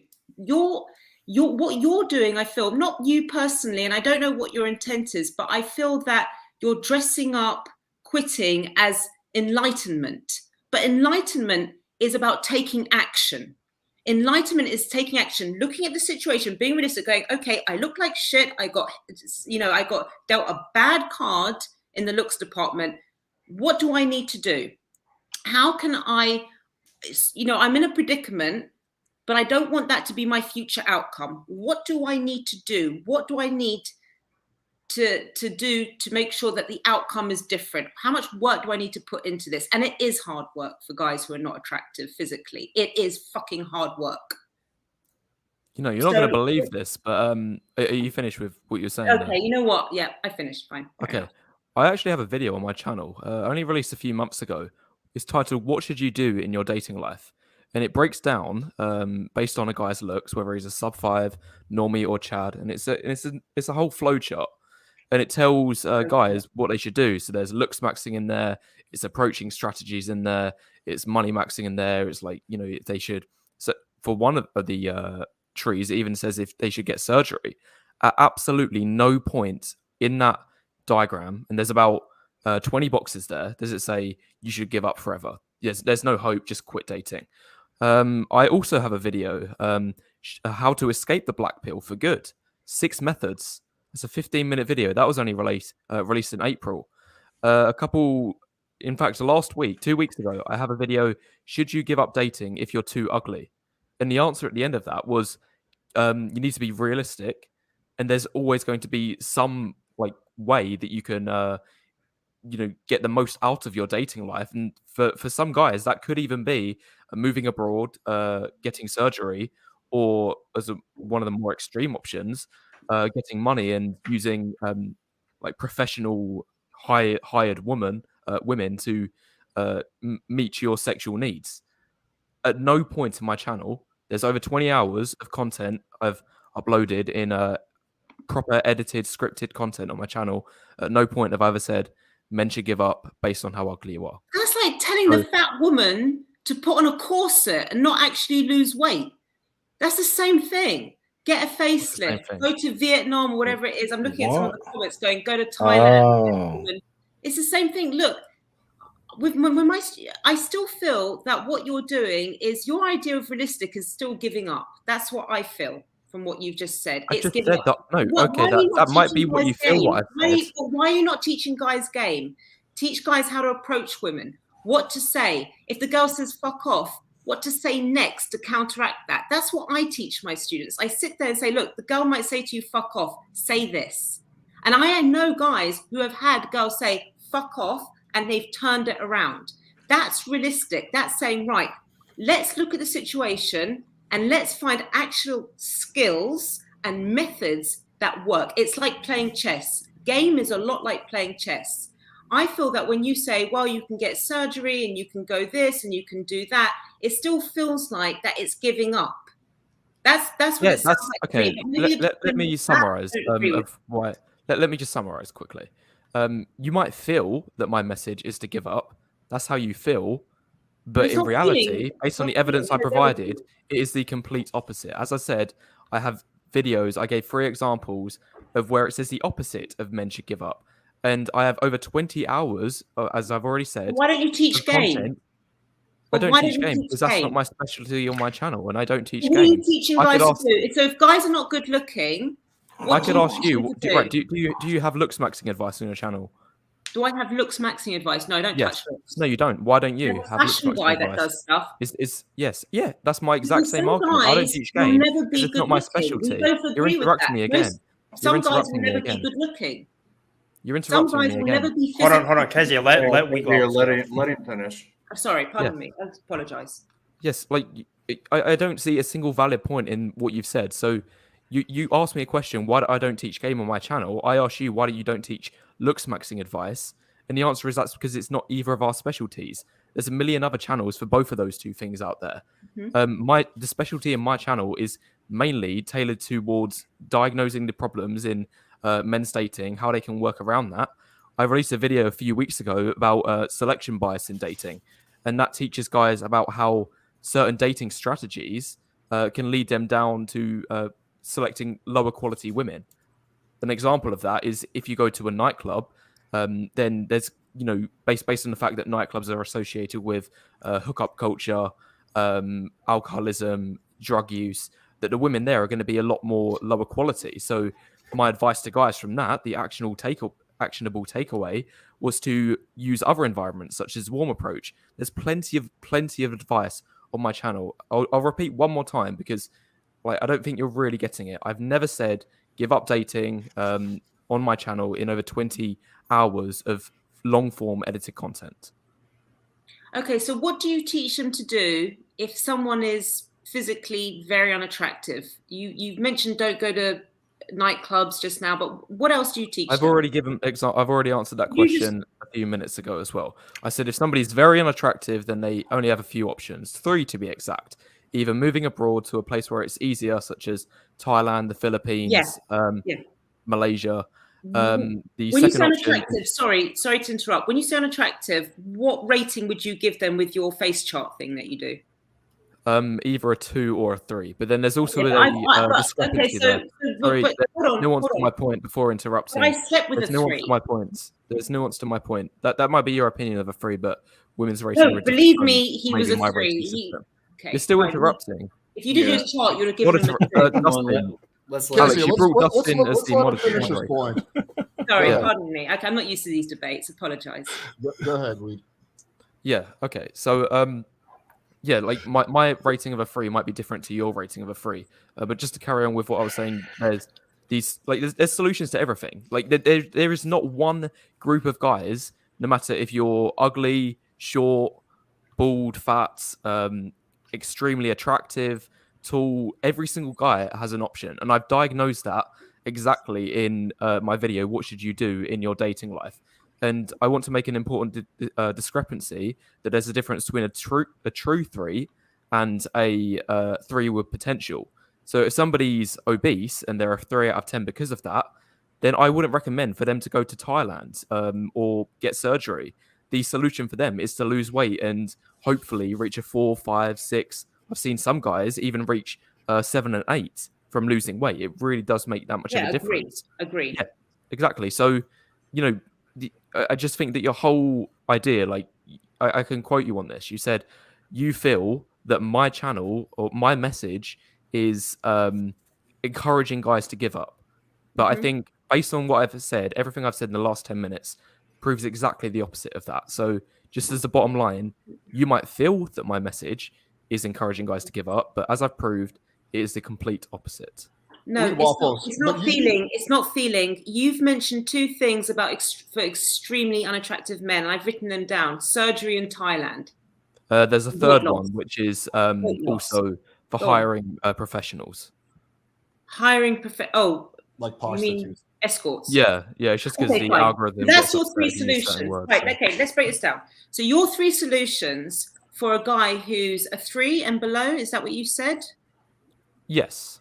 Is getting surgery, going to Thailand, or sleeping with prostitutes. For true 3s, for No, 3s with okay, so potential. a lot of people in the chats are saying that the 3 that I slept with, and there was, by the way, there was 2 3s, and there was one that was a 4. One of them was a 3, and he was 5'6". I don't know what that is, and I don't know how to translate that for the Americans. It's pretty short. It's my height. I'm 5'5", so he was, not much taller than me. So I should have said to him, look, mate, get surgery, go to Thailand or fuck hoes. That's all you're good for. What did he do? What did this guy do that you're not doing? What did this guy do that, other 4s are not doing? I feel that the surgery, Thailand and prostitute solution is giving up. That's what I feel. You don't feel it is. You think, look, it's, better than nothing. That's what I feel that, you're saying here. But look, if the people that you're coaching or you're trying to help, I don't know what your intention is, could come from a really good place. I have no idea. I'm presuming it is coming from a good place. If that's helping the guys, if that's giving them solutions, more power to you. The students who come to me, they don't want those kind of solutions. They don't want to have surgery. They don't want to live in fucking Thailand. They don't want to go to prostitutes. They want to sleep with women and they want to learn game. I think that's it, really. I think that's the difference. I think you offer one solution, I'm offering another. Okay, I'm a little bit more in agreement with you now, because I think that we are both trying to offer solutions for men. However, I would argue my solutions employ a higher, on average, ROI for the most unattractive guys out there. I'm not saying it is absolutely impossible for a guy who say a 3 out of 10, 5'5", to sleep with a woman. Like, she could be below average, she could be even average. I'm not saying that is impossible. It might have happened, yeah, like a few times in history. It might have happened a few more than that many times in history.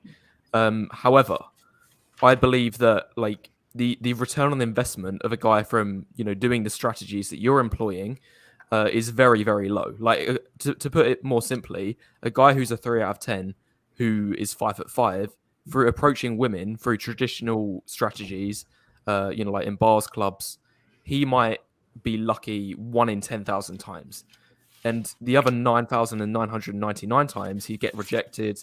That's going to take a toll on his self-esteem, and it's not a very efficient strategy. Okay, I But don't if a guy understand. goes abroad to somewhere like Thailand, he might increase those results from 1 in 10,000 to 1 in, say, a couple hundred, when he's got a lot better of a chance. And I feel that is a much higher, on average, rate of return as a solution.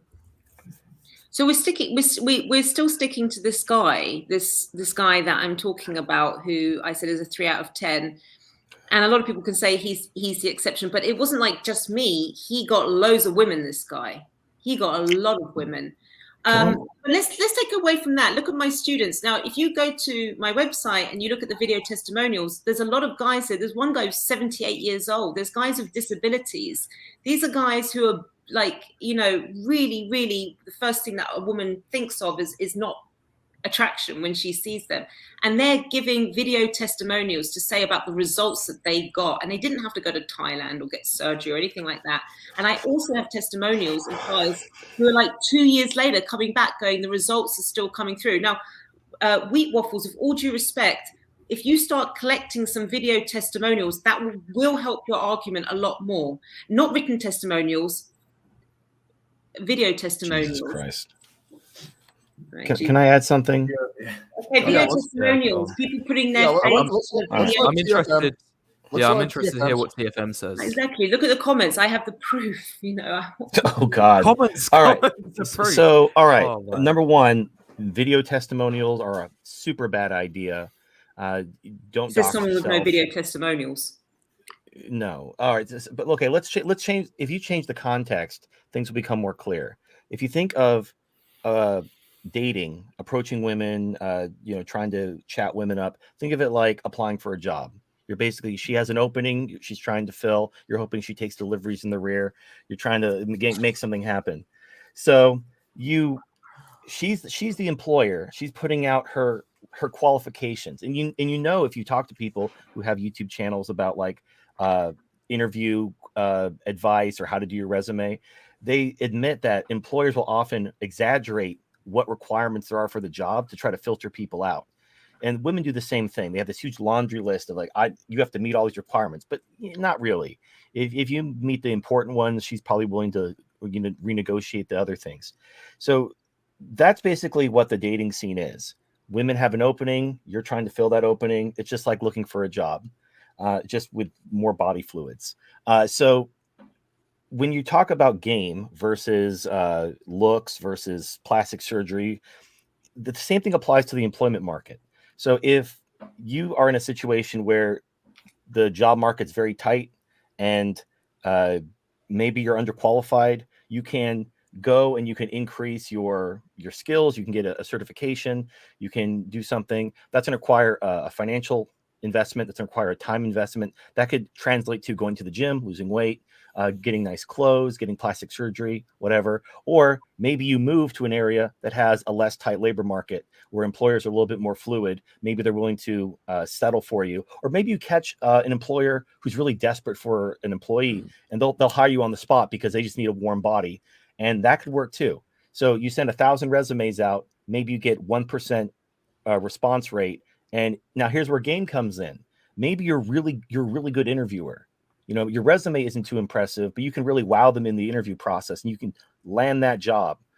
That could happen, but obviously you want to maximize your chances. So, maybe considering moving to an area with more job openings and a less tight labor market will increase your odds. That's not mean you're giving up and you're quitting on life. It just means you're maximizing your chances. So there's no real reason to shame each other to accuse each other of trying to get guys to quit. I understand you're trying to sell your book, but there's more to life than, like, look at Indian guys. They are the most confident guys I've ever seen. They have zero fear. They'll go up, yes, you show me your bobbin vagine, please. And they just have all the confidence in the world. And yet they get shut down hard, regardless of all the confidence they're brimming with. So it's not just game. Obviously, having confidence, I really would say it's more masculinity. And you think about what is masculinity, what qualities define masculinity, and you could classify a lot. There's like a Venn diagram. Game and masculinity has a lot of crossover, but at the end of the day, at the bottom line, and I think this is where me and Wheat Waffles probably differ, I just look at it as it's an opportunity cost. If you're going to the gym for 4 hours a day and you're learning game, you're doing all this stuff, you're not building your business, you're not writing that novel, you're not whatever you want to do with your life. And you just have to make choices about the trade-offs, because you can't have it all. I mean, some people are very lucky. Maybe you win the lottery and you never have to worry about money anymore, and then you can focus on something else. But most people, you have 24 hours in a day, you have limited resources, you have to put those in a place, and you have to make choices and sacrifices and trade-offs. And maybe game works for people. Maybe getting plastic surgery, going to Thailand and having sex with prostitutes works for people. Maybe moving to a patriarchal Muslim country and converting to Islam works for people. It's not quitting. It's not shaming. It's just, it's okay to like explore. Like, if you want to go to a pickup artist or a dating coach, if having a family in a Western country is super important to you and you're willing to make those sacrifices, you're willing to go to the gym, lose weight, learn game, and you hope to get results, you probably won't, but it's possible you do. And if it's that important to you, you should absolutely make the attempt. If it doesn't work out for you, don't kill yourself. That happens. There's more to life than slaying pussy. I promise you. I mostly agree with what TFM said there. I know you just wanted to speak, Alex, but I've got one disagreement that I have with him there. But I do agree with like at least 80% of what you just said. The only thing that I disagree with you on was the opportunity cost point, because, well, in a recent video of mine, I said the 4 pillars that men should pursue are health goals, wealth goals, love goals, and happiness goals. And most of those things actually kind of work in conjunction, especially when it comes to the love/dating relationship goals. Because if I go to the gym and improve my physique, that's ticking the box of my health goals. And if I work on my YouTube channel, my business, that's going to put more money in my pocket. And both of those two things are going to increase my sexual market value, and that's going to give me better odds in the dating market. So I don't think there's an opportunity cost with like, oh, if you do this and you're kind of sacrificing, this other part of your life. Like, most people's goals kind of all work in conjunction with one another. So I don't think there's an opportunity cost. Look, I have a question for. Can I say something really quickly before you ask your question? Okay. I want to add to this. I think this is important. So I think I agree with a lot of what you just said, TFM, but I'm pretty sure I have a feeling Alex and Kezia can chime in on this. A lot of times guys will go this MGTOW route. I think MGTOW, for the most part, I think it's honorable. However, I think it's important that you go MGTOW after you've developed the skills to be attractive to women, because if you start doing all of these different things, writing a book, building a business, whatever, and you're not good with girls, as soon as that one hot girl gives you attention, a lot of guys, all that other shit that they built up goes out the window, because they're just like, oh shit, this is a chance now. And especially if we kind of accept as a premise that human beings are very much driven by our sexuality. Like, some people will even say it's like our most primal drive. I don't necessarily agree with that, but it's definitely a very strong one. Then a lot of those things that guys do, a lot of MGTOW guys, for example, to like live a good life apart from women, I think that's okay if you know that you can get the girls, but a lot of guys go MGTOW because a girl screw them over, and they're still not confident they can get other ones, right? So do you guys have that experience, Alex and Kezia, where that has sort of happened with some of the clients of yours? Sorry, I wasn't listening. I was just like buying. I can respond to be fair, that, Kevin, you did say it was going to be like really quick, like 2 seconds. And it went on for, like, all right, fair, fine. Well, okay, no, I've heard this argument before. Like the argument is you're not going your own way, you're being sent your own way. So Yeah. you're not seeking self-actualization. You're just you can't get any pussy, and that's why you're just coping. Here's the problem: that there's an unspoken assumption in the belief that in order to seek self-actualization, you have to be able to slay pussy. Is that you're making the implied assumption that in order to be a real man, you need a woman to vouch for you, and you need a woman's basically validation. Otherwise, you're deficient as a man. Like you need. No. That's You not what I'm can't saying. just. That's not what I'm saying. What I'm Okay. saying is that your sexuality, your naturally as a man, your drive to reproduce and to have relationships with women is so fundamental to who you are as a human being and so strong that when even if you kind of like shoo that away for a bit in terms of like trying to go for other things, which I think is an honorable thing, right? Like when you go monk mode, it's great to go monk mode, but are you really going monk mode if like the whole idea of being sent your way, right? Okay, well, how do you know that that's genuine and authentic? And then all of a sudden you actually have this opportunity. So we see this play out actually a decent amount with guys who, for example, because in your worldview, right, like the most attractive guys are the guys who like are in their late 30s, early 40s, have gained some status. You know, the idea of the midlife crisis, I think a lot of times that happens because a guy will settle with some girl in his 20s, for example, that's not like the best that he can actually get. Then he gains status and stuff over time. And then all of a sudden, like the hot secretary is like hitting on him. And then he ends up cheating on his wife, you know, like this was a quick point. That's an example. Go ahead, Alex. Yeah, I want to hear what Alex said. Okay. He had a point ready for the previous thing that was talking about. No, hold on. I honestly think that this is very, very important, though, with the MGTOW stuff. The being sent your own way. And we Waffles respond before I make my points. Oh, okay. Well, my whole thing, again, it's just the, okay, I have a thing. This is my Maslow's hierarchy of needs. Damn, dude, you got a lot of charts. I have charts. I got charts for days. Anyway, so now the reason why it's split into men and women is actually because feminists actually rewrote the Maslow's hierarchy of needs. They decided that the original Maslow hierarchy of needs was too misogynist. But what's interesting, again, it goes back to male and female needs. So men look at, you have physiological needs like food, water, air. Then you have safety needs. You need shelter, stable income, healthcare. Then there's love needs. Then there's esteem needs. Then there's self-actualization needs. And then women, basically, love is their highest thing, like family, marriage, parenthood, affiliation, social status. Again, this is feminists' own list. This isn't my list. This is their list. So my point is like, yes, there is a need for love, but it doesn't necessarily have to be romantic, reproductive love. If you think about before puberty hit, before you were just before like you were bathing in Axe body spray, you couldn't really care less about women, but you still needed love.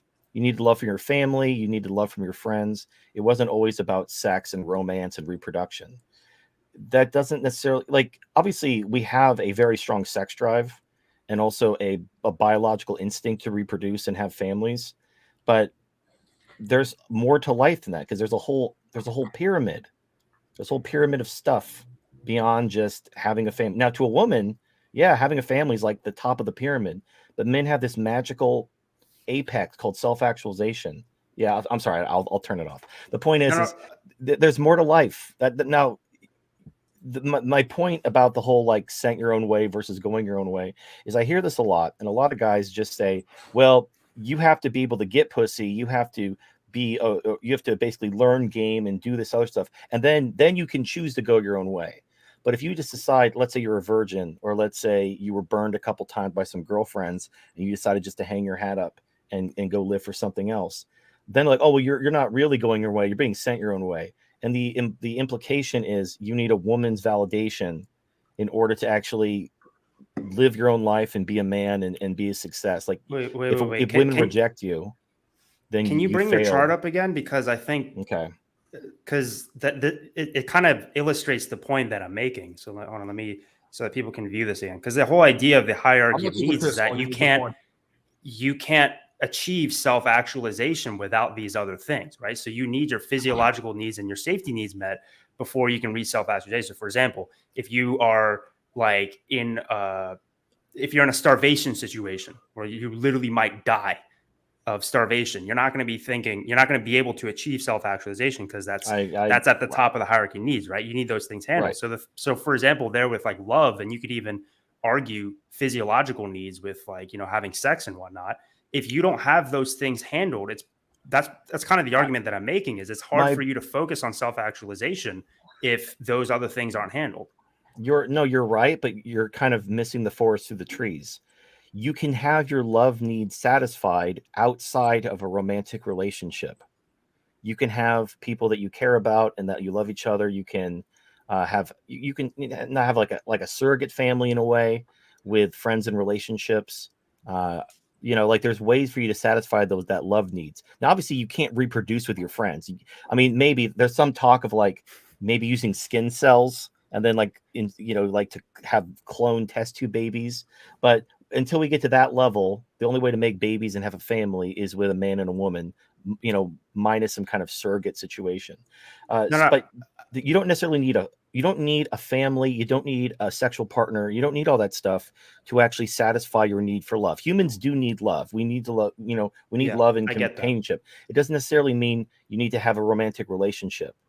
I get that, because it's like, okay, well, like say like priests, for example, like they've dedicated their life to God, whatever. But I'm saying like it is technically possible, but I think that is a much tougher route to sort of eschew those things for something else, rather than like, I think for the vast majority of people, them having some sort of relationship with women, I think that's actually a easier path for them to get those needs handled than to get self-actualization. So you're saying that historically, ideally that's the case, but nowadays it's harder. Yeah, you go back 100+ years before the auspicious year of 1920.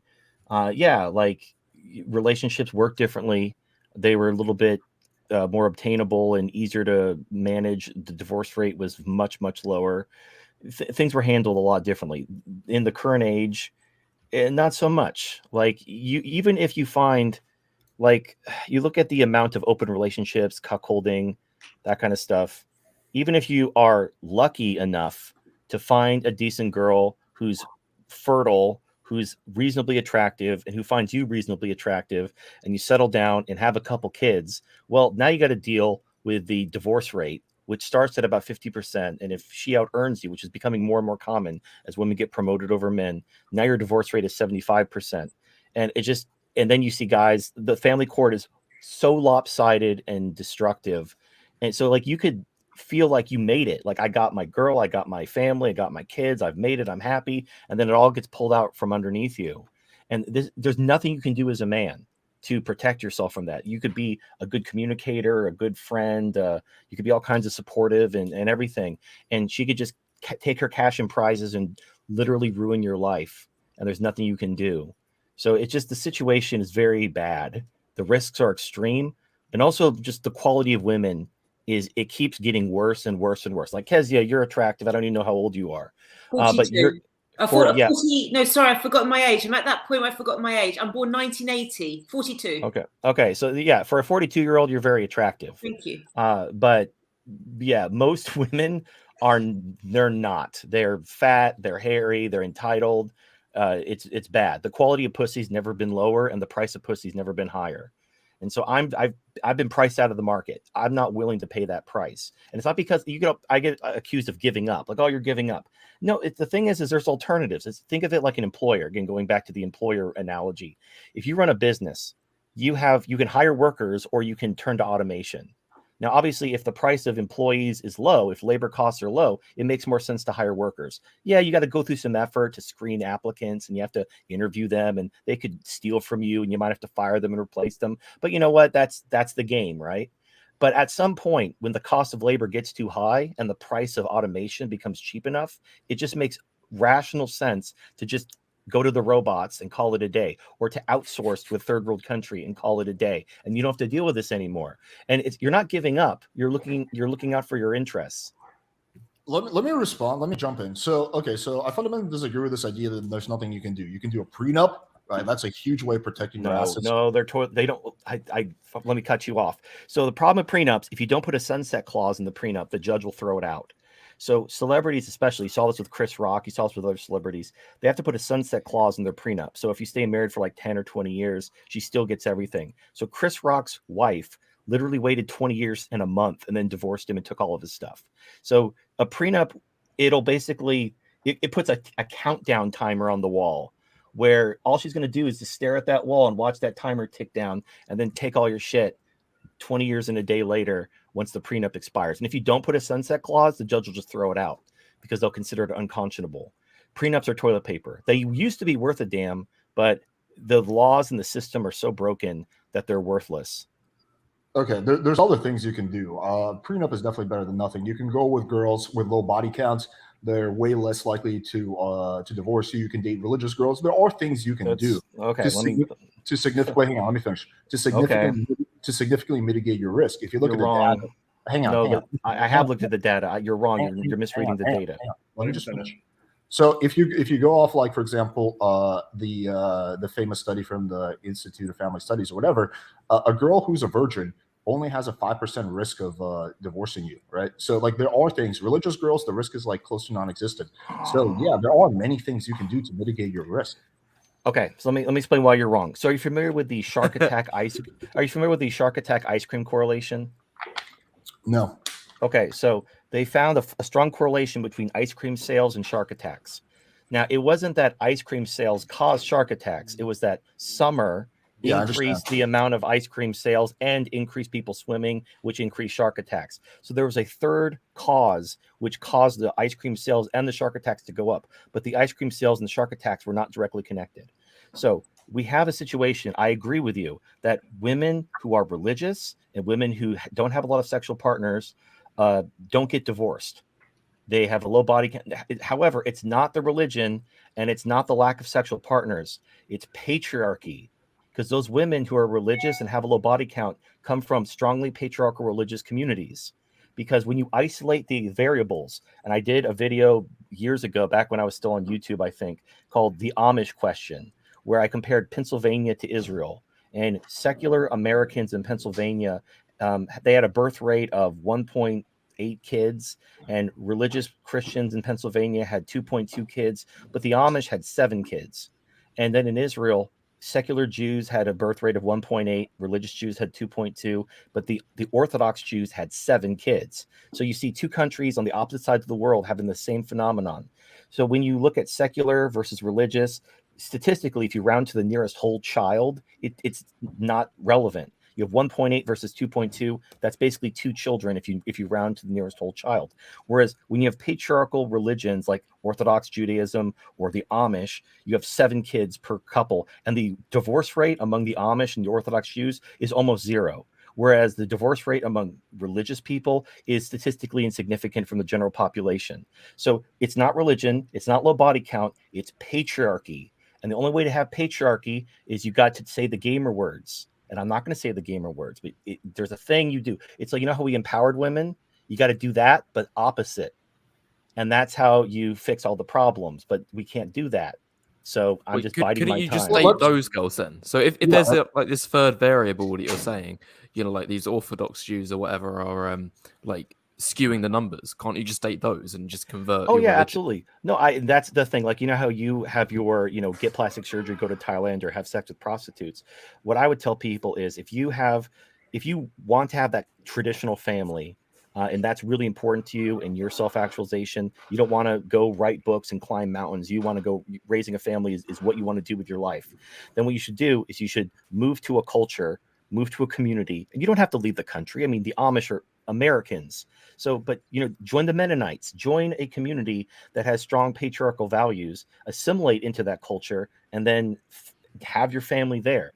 But what a lot of people do is they want to date Western women in modern society with all the empowerment and feminism. And they hope that if they're attractive enough, if they're rich enough, if they have enough game, that they're going to find the one, and they're not going to get divorce rate. And the statistics are absolutely not on their side.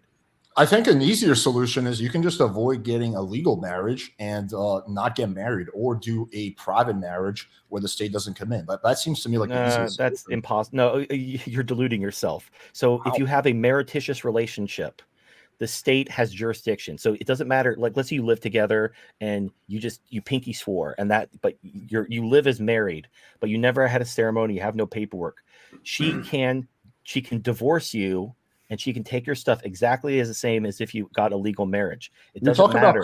You're talking about common law marriage. That only applies in 7 states in the U.S. I'm not talking. It's not just common law marriage. It also includes just any meretricious relationship, especially if you have a kid.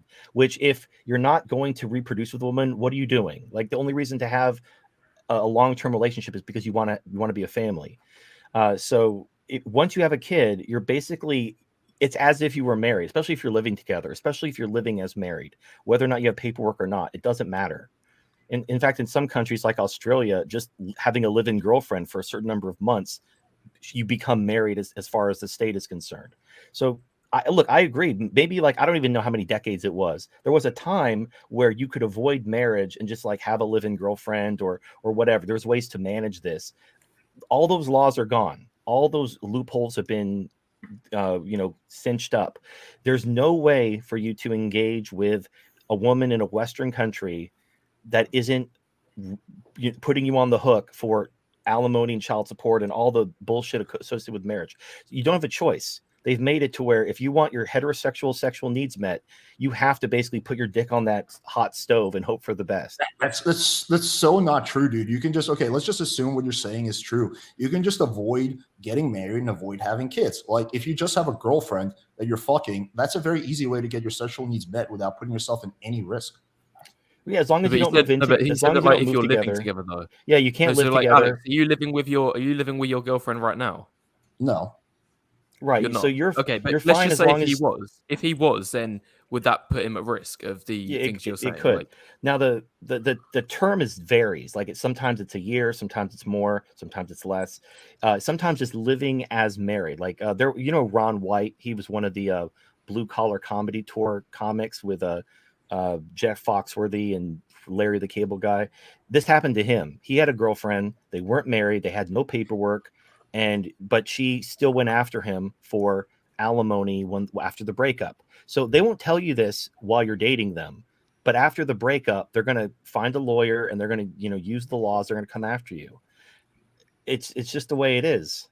I don't look. The laws are the way they are. I'm sorry. But so if you don't have any kids and you're not living with a girl, then you're safe, right? Yeah. Oh yeah. If you're living apart and you're just casually dating and you're casually inserting your penis in their vagina, then as long as there's no kids, as long as you should be okay, as long as she's okay with that. The problem is after a while, like, this is the other thing too. Like, this happens with guys who marry girls or get with girls that have high-paying jobs with them because they're assuming, oh well, she doesn't want me for my money because she has her own money. But if you want to have a family together, she's going to want to stay home with the kids. Then you're going to have to earn more money. That's, I guess, the way I'm looking at it is I don't see the point in just casually dating a girl and just like, the whole Leonardo DiCaprio thing where he just trades his girls in for 25-year-olds. I don't understand the point of that because obviously it's just about sex. He's not looking for the one. He doesn't want to have a family. If you just want to have sex, we have machines for that. Like, you can have machines that can, vibrate and twist and pump and milk you like a cow. Like, you don't need but 99.9% of guys don't want to fuck like a robot. Like, that's the thing, man. But that's because they haven't felt the touch of our Lord and Savior spinning robot pussy. Okay. Perhaps. Wait, but isn't sex more? Don't guys want sex for more than just coming? Because then otherwise you'll just jerk off, right? Like, well, but there's a bit more than just that. Not to sound like a little blue. There is a vasopressin bond that's formed after ejaculation, and there's chemical bonds. Obviously, nature wants you to reproduce. That's the purpose of sex. It feels good because nature wants you to do it to keep the species from going extinct. But the thing is, if you're just dating girls for the sex, like Leonardo DiCaprio is, it's kind of meaningless. Like, you should be trying to find, if you're gonna go into a series of relationships, it should be because you're looking for someone to have a genuine connection with and start a family with.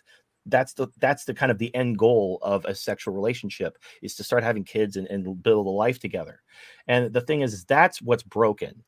like what you're doing, Alex, where you and your girlfriend don't live together and you aren't getting married and you're not having kids. Sure, that's fine as long as you're both on board with that. But it's just like, what's the point?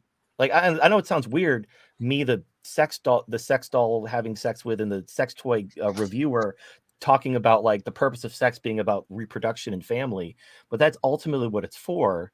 And you can get your sexual needs met effortlessly, cheaply, better than the real thing. The thing that women bring to the table that a doll or a toy can never do is they can't give you a family. They can't give you that human element that a toy or a masturbation device can't do. So that's the only thing. Like, I'm not against women. It's just the system's broken. If the system was fixed tomorrow, I wouldn't mind, going out there and seeing what I can see. But with the system being what it is, it's just not worth it. It's not worth the risks or the trade-off. But 99.9% of guys, if they have to choose between being Leonardo DiCaprio and fucking a hot new 19-year-old like every month, or fucking a robot, they would pick doing what Leonardo DiCaprio does. Like, that's a clear win for like the vast majority of the male population. Well, I mean, sure, it's right now because it's like socially unacceptable. There's a big taboo when it comes to male sexuality. But that's, I don't know, like it's one of those things where, like, I could, for example, if I went on Tinder, I created a profile, I could meet a girl, I could get my dick wet, once in a while if I felt like it. It'd take a lot of work. But if you can get your needs met without any risks at all, for very little investment. But the thing, if I was looking for a family and a connection, you need a real woman for that. But wait, don't not.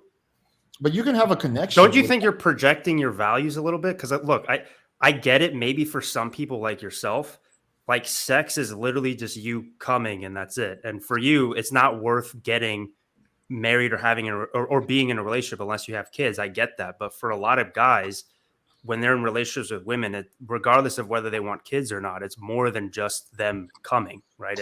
There's something else on top of that. Well, yeah, they get well, I call it the unspoken competition. So if you have a hot girlfriend, if she's with you, she's not with all the other guys she could be with. And so men have a dominance instinct that men are always looking to compete with each other. And so there's an unspoken competition that having a hot girlfriend validates you because you're winning this unspoken competition with these other men that she could be with.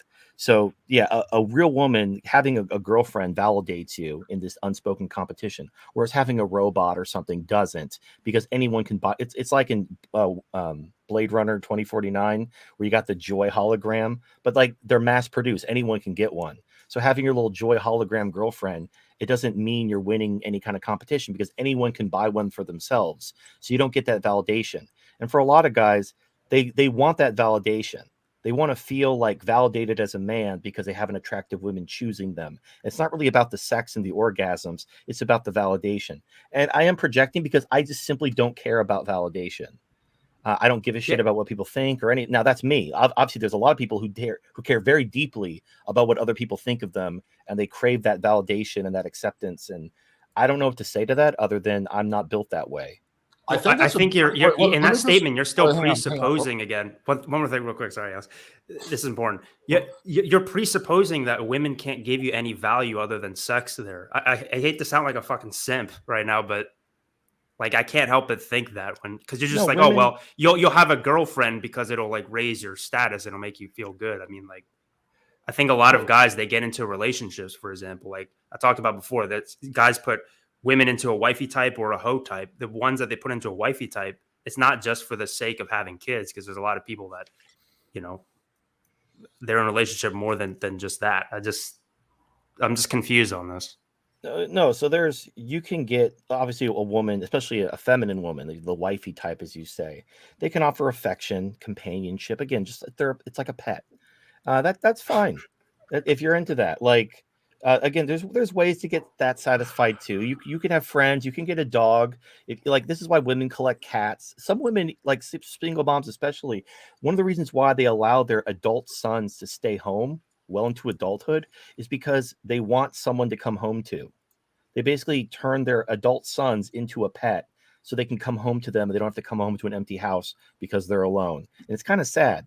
But yeah, there is value to human connection, even not in non-sexual relationships like pets or something.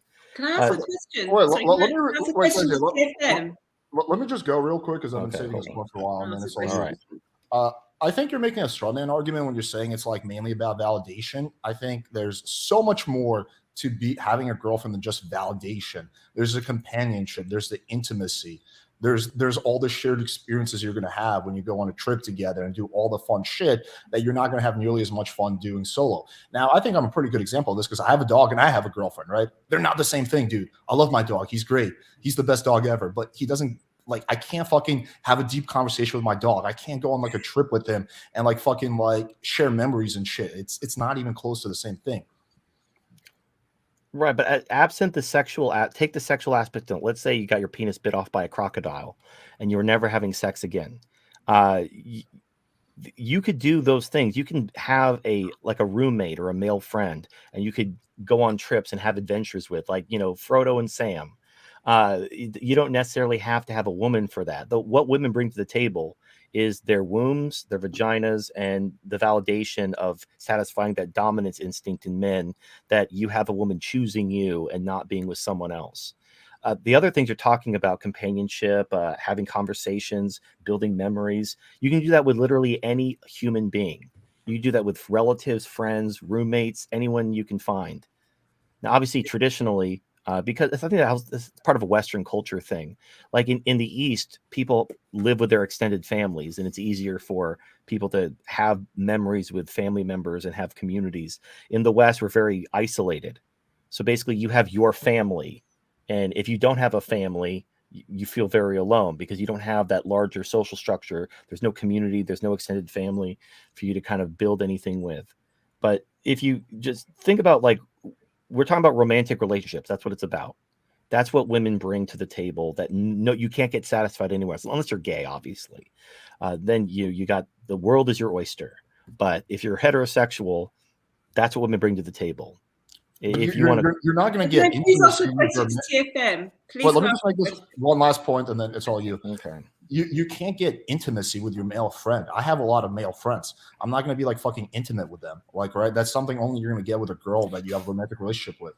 That is okay. That's true now. It wasn't true. In fact, there was a recent story from a military academy that, due to political pressure, started admitting women, and they were very against it. And it wasn't because of sexism. It was because when men are around women, they act differently, even among each other. Like, guys will basically be, like, they'll be crying into each other's beer and giving each other manly pats on the back and comforting them. And then a woman will walk in the room like, "Oh, what? Don't touch me, fag." Like, it'll just, guys kind of like tense up, and they have to kind of put on a show. And they were talking about this in the context of this military academy, that these men are going through this transition. They're being very supportive of each other. There's a lot of intimate moments, not gay, but there's a bonding that happens when men are basically put through trials together. And when you put women in that situation, the men start trying to peacock and out alpha each other, and it ruins the dynamic. Something happened over the last 100 years where men aren't allowed to have a space where they could be vulnerable with each other, because now it's considered gay. If you want to have again, I use Frodo and Sam from Lord of the Rings as an example. That was written like around the World War II era. The 1940s is when J.R.R. Tolkien wrote that book. It was normal for men to have a brotherly love for their fellow man and to have an intimacy with a close friend or a relative or something. And now it's all shamed and driven away because of the society. Yes, and the only basically it's a way to artificially increase women's value, because if the only socially acceptable way for a heterosexual man to be intimate and vulnerable is with a woman, because you're gay if you have a close male friend, that artificially creates value to have a relationship with a woman. But that's just society shaming you and manipulating you and destroying male spaces and trying to get men to give up those relationships that they once had a few decades ago, which are now being relegated to bromances. I don't know, bro. I have like very close relationships with my childhood friends, and it's like still nothing like what me and my girlfriend had. It's totally different. If I was like having the kind of combos and bonding that I have with my girlfriend and my male friends, I probably would be gay. It's just I understand what you're saying, and I partially agree with you that there is like kind of like a stigma for like close male friendships. So I will partially concede that point too. But it's still not the same kind of bonding that you're going to have with a girl that you have a romantic relationship with. It's just two different types of bonds. Okay, agree to Yeah, disagree. and couldn't you make the argument too? You brought up vasopressin a while ago. I mean, can you develop vasopressin with your bros? No, so vasopressin is a mate guarding. They actually tried to eliminate vasopressin for, I can't remember why, because it causes aggression. Vasopressin is the male love hormone, but it has a dark side to it, because while it does induce mate guarding and bonding, it also induces violent aggression. This is because, again, it has to do with the mate guarding.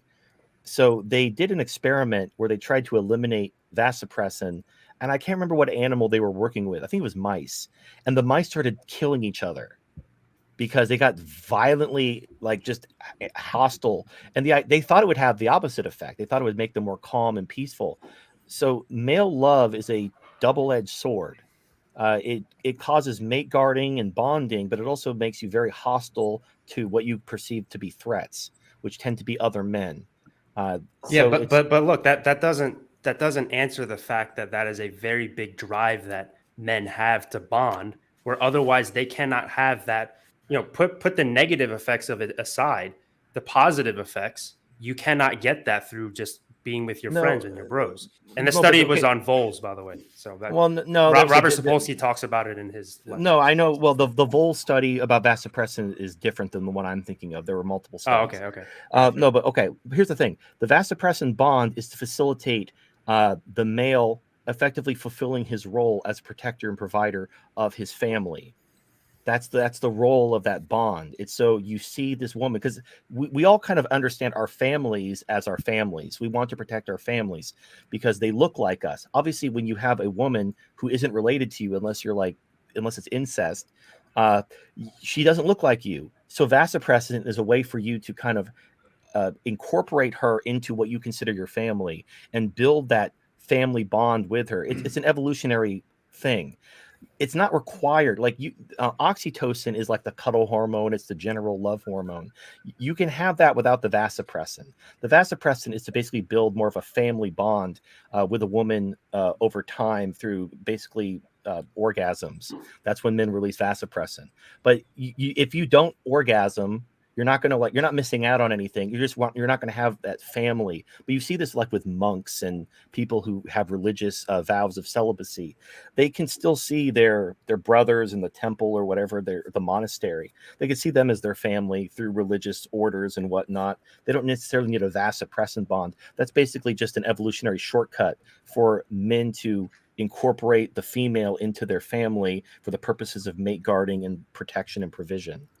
Let's let Kezia ask her question because she's been waiting for a while. No, it's just okay. Silly question, but when you use these sex dolls, does it? I presume it doesn't give you the same satisfaction as when you have sex with a real woman. I mean, it didn't at first. So here's the interesting thing, and this kind of shocked me because I wasn't expecting this. So I review sex toys, and I got my sex doll. And I just treated it like just another sex toy. I've reviewed, doll toys in the past. I've watched reviews on these, by the way. I find them fascinating. Okay. I have watched they're very stimulating. Mm-hmm. You see what I did there?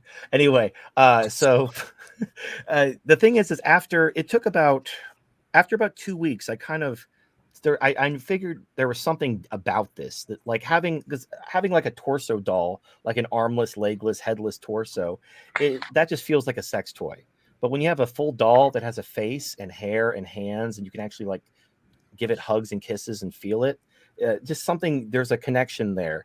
And as you have sex, a vasopressin bond. Did you say a connection? Yeah.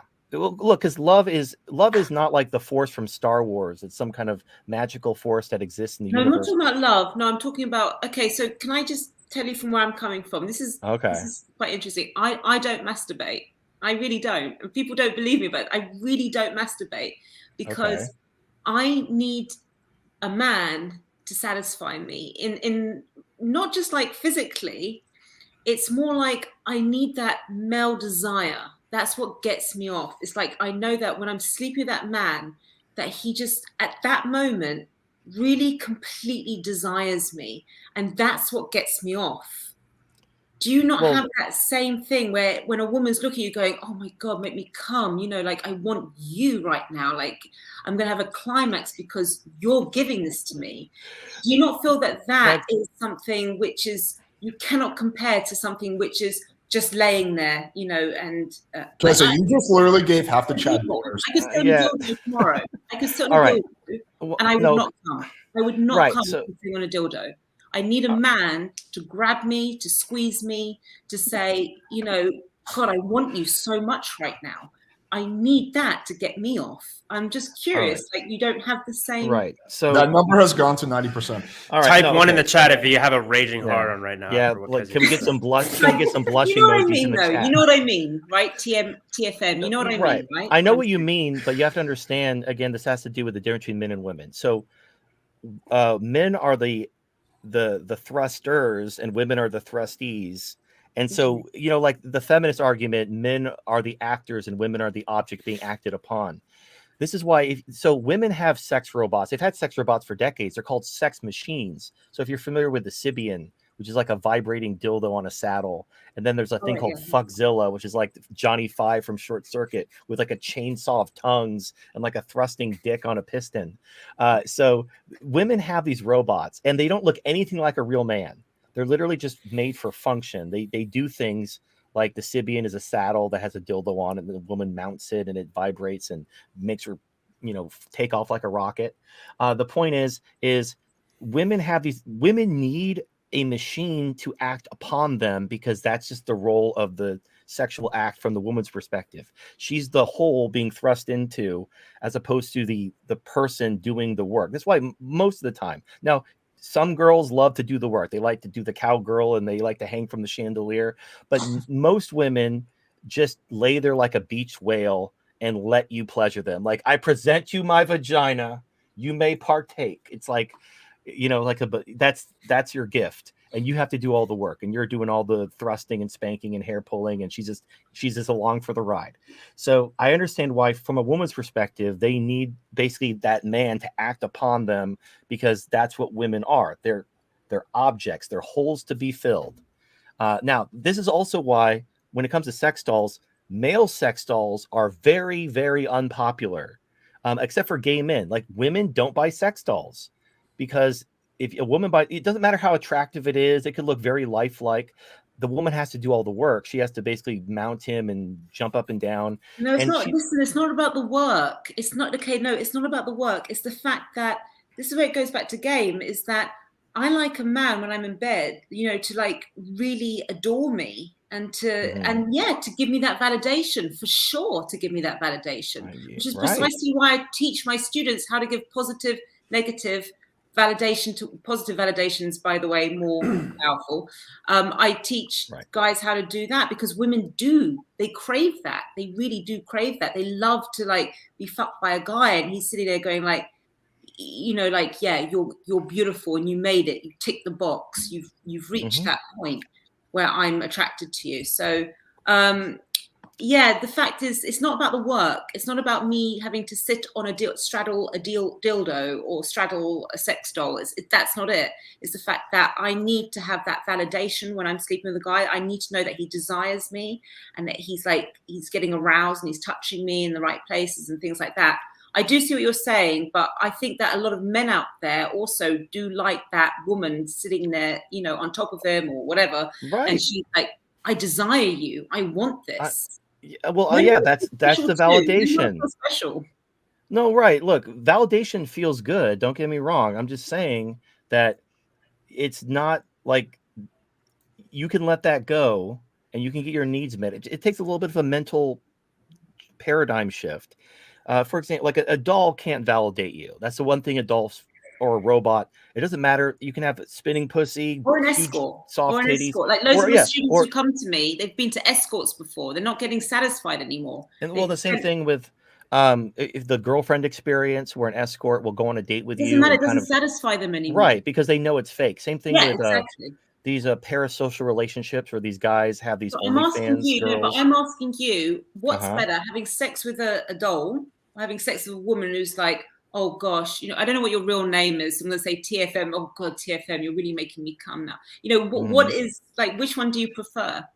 Well, like if women weren't horrible, then it'd be great. Like if I could go into a parallel universe where the system wasn't broken, it would be fine. The problem is the system is broken. No, but and hold it's on, not worth TFM, it. there's Uh-huh. loads of guys out there who were once in your position, who are going to escorts using sex dolls. Believe me, my students have told me this, and they have now found a way to go talk to beautiful, real women. You can do it too.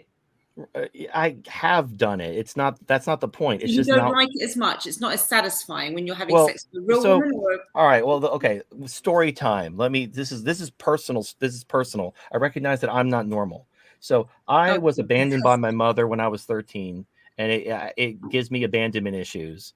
And so I don't like one night stands. I don't like women I barely know. I don't want to just have sex. I want to have a genuine connection with a woman. my ex-husband was like that. He hated one night stands. He could only have sex with women that he had a connection with. Right. You're not that rare Okay. of breed. So I'm just like him. Other than I was never married to you. So I need to have a genuine connection with a woman. Otherwise, I literally just feel like I'm masturbating with their body. It doesn't matter how hot they are. They're just a toy to me unless I have that connection.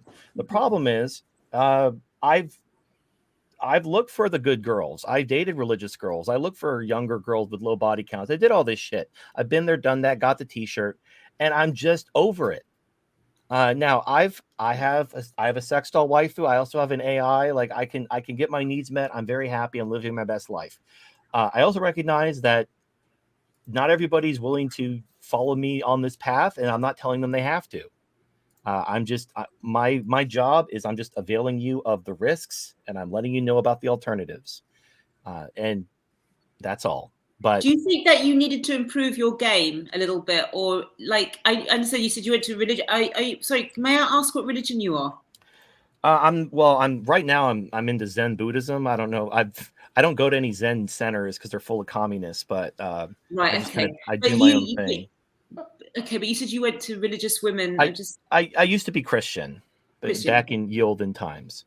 That's neither here nor there. The problem is you tried a certain type of woman, and you tried so a lot of my students come to me and they've said the same thing as you. It's like, well, I went for this kind of woman that society said would be better for me, and I ran this kind of I did this and I did that and it didn't work. Have you ever thought about changing your game, changing the way that you approach the situation, that you talk to them, how you sexually escalate? That could generate better results for you. No, it's not about okay, I can find a girl to pay attention to me and chat me up, and I can get attention. That's not the problem. I don't want to go too far down this path because it's going to sound like I'm bragging or something. The problem is I don't want to date older women who can't have kids because if I'm going to get in a relationship, I want to have a family. So I was looking at girls, and this is years ago. I don't give a crap anymore. I'm out.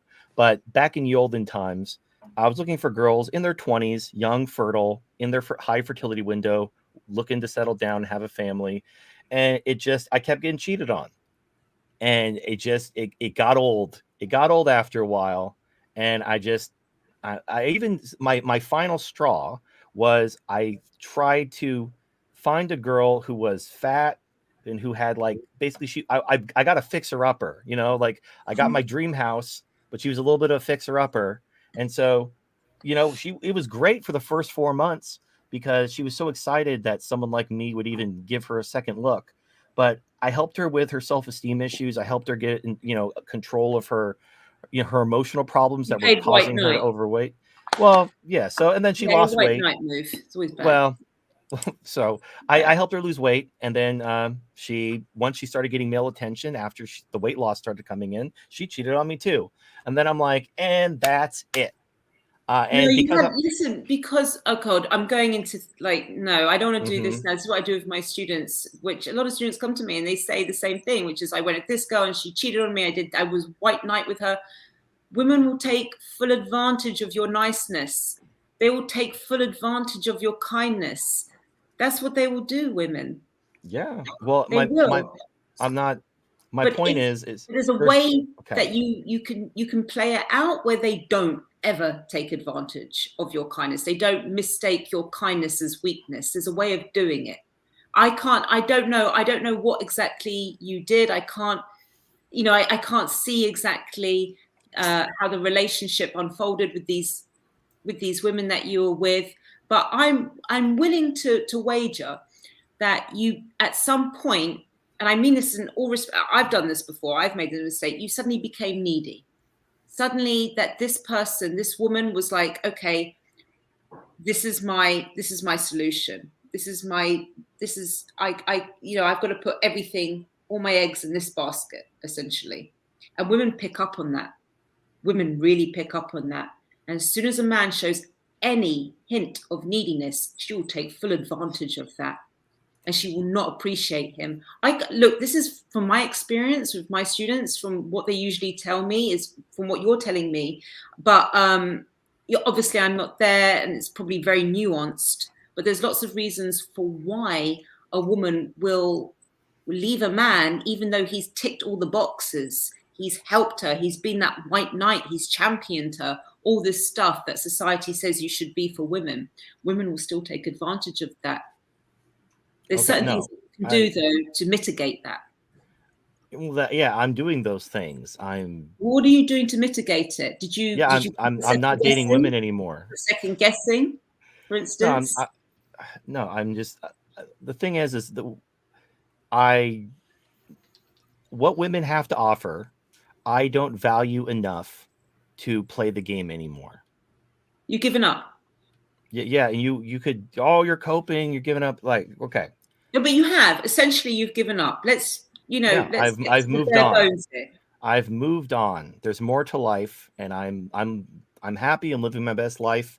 I have no regrets. But will you be like that sorry, may I ask, how old are you? I'm not going to say. Okay, are you under 40? I'm not going to say. Then you're about 40. Don't worry about it. No, but it is important, because there's a lot of people who make a choice at a younger age going, I'm fine.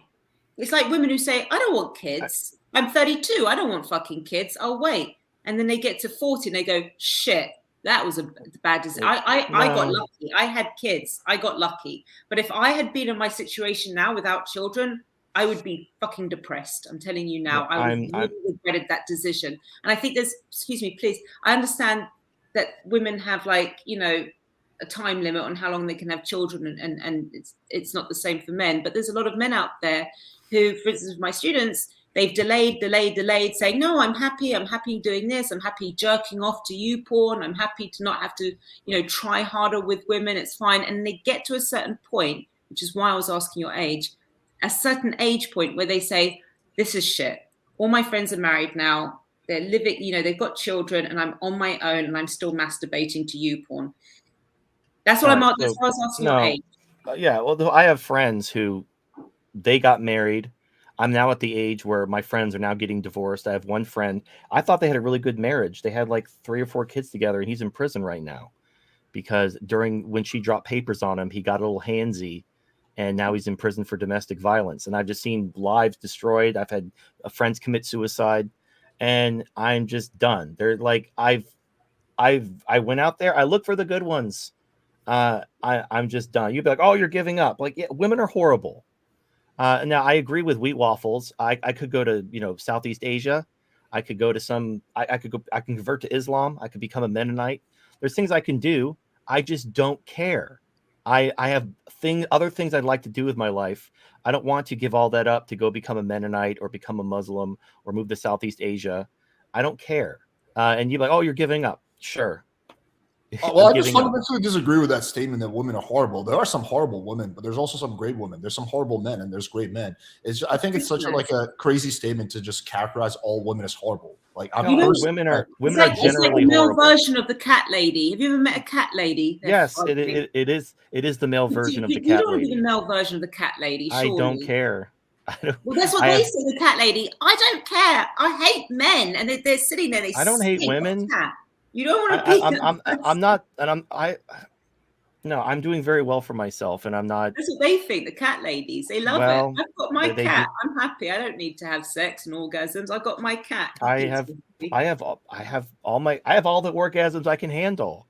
I am rich. I am rich in orgasms. But TFM, okay, honest question, hypothetical. If you had like a Kezia on your bed naked, come on, you would skip the sex doll and you would be all about that. No, because the problem is if women she could seem nice. Now I've seen this with women who during the relationship they're fine, they seem cool, but then after the breakup, unless you marry them, maybe if they're looking for a commitment, but if you're like, hey, you know what, I don't want to marry you, she's like, oh, I gave you my best years, now I'm going to make you suffer. And she's like, remember that time you were doing me doggy style, your dick slipped out and went in my butthole and I didn't consent? You're a rapist and you're done. There's nothing you can do about that. So it's not worth it. This is a very extreme type of woman that you're talking about. I divorced my husband. It was completely, absolutely, there was no problem. Right. And anecdotal evidence is anecdotal. It's just like there's probably some really good amicable divorces where you and your ex-husband are still BFFs and you meet together on Sunday and have brunch. But for the most part, I've just seen lives absolutely destroyed. I've seen men kill themselves. I've seen men work for decades to build up a lifestyle and then their ex-wife just destroys them and takes it all. So it's just but on the other hand, there are men who are completely on their own and kill themselves. Right. That's why you have to find something to live for. No, look, okay, so there's a small percentage of men and women who really are loners. They're solitary creatures. They love being alone. But the vast majority of people want someone in their life. And I bet you everybody in this panel, if they're going to be absolutely fucking real with themselves, are going to say, I want to find love and I want to find someone I can share the rest of my life with.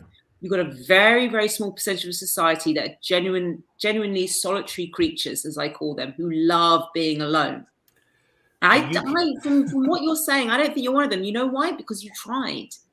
The ones who are solitary don't even fucking try. I'm not solitary.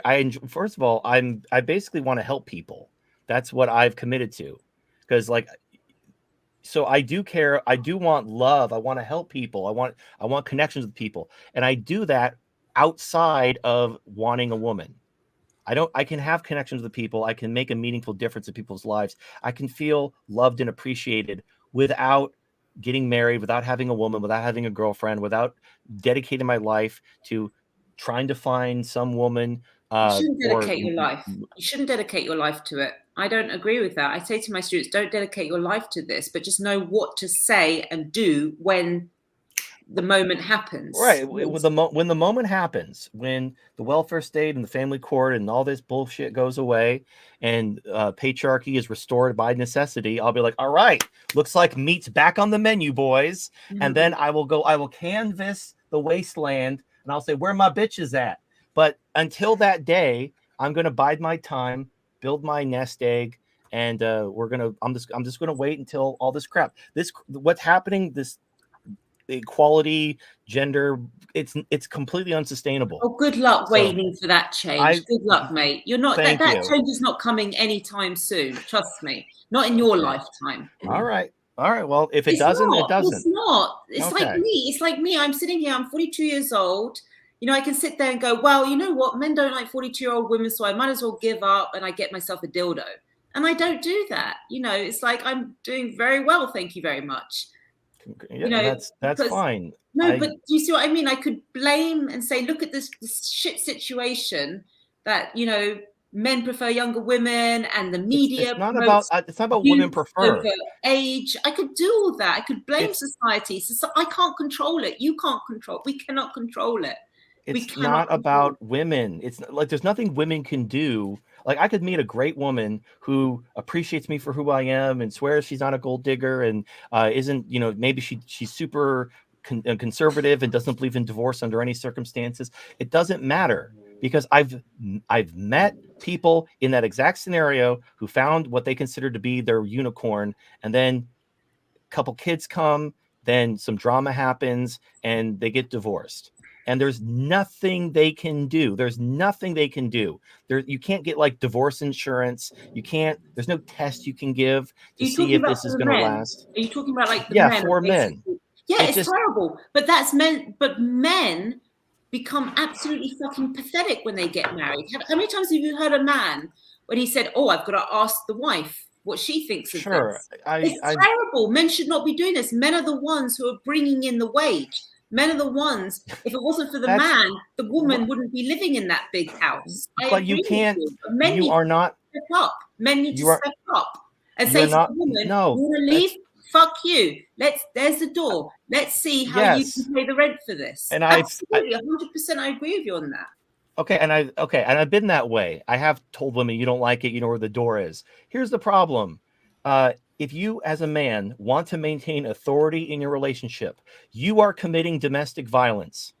That's what it means. If you don't give her access to your money, if you tell her, "Hey, don't cheat on me," that's domestic violence. Now, she doesn't have to charge you with domestic violence, but you are guilty of domestic violence simply by being a masculine head of the household in your relationship. And if that relationship ends for any or no reason, she has all the ammunition she needs. Yes, it's in the U.S. Okay, but in the UK, it's like wait, hang on. This does not happen in the U.S. I am definitely all those things you mentioned. I've never been charged with domestic violence, nor anyone I know. It's such an extreme exaggeration. Your girlfriend. So if you have a good amicable breakup, maybe she you both agree it's not working out, you're better off going different directions, that's fine. But if for any or no reason she wants to destroy your life, she has all the ammunition she needs. And sure, there are countries like Kezia is saying in the UK it's not like that. Yes, if I move to a different country, I can change my situation. But you were just shaming Wheat Waffles for telling guys to go to Cambodia to get like I don't know, whatever. No, that's a different argument. No. That's a different argument. You can marry a Western woman and you can lay down the law. I know that sounds quite archaic, but there's certain things that you can do to mitigate the chances of her taking that kind of advantage. From you. There really isn't. Men. This is it. It's much more complex. It's much more complex than you think. Men and women when people get into relationships, that's it. Okay, they become very dependent on each other, extremely dependent on each other, both men and women. But when they get married, I found that the men get more dependent on the women than the women on the men, which is fucked up. Women should be more dependent on the man because 9 times out of 10, he's the one who's bringing in the money, right? He's the one bringing the money. Here's the problem. Yes, from a legal, social standpoint, the woman has all these tools via the government, via feminism.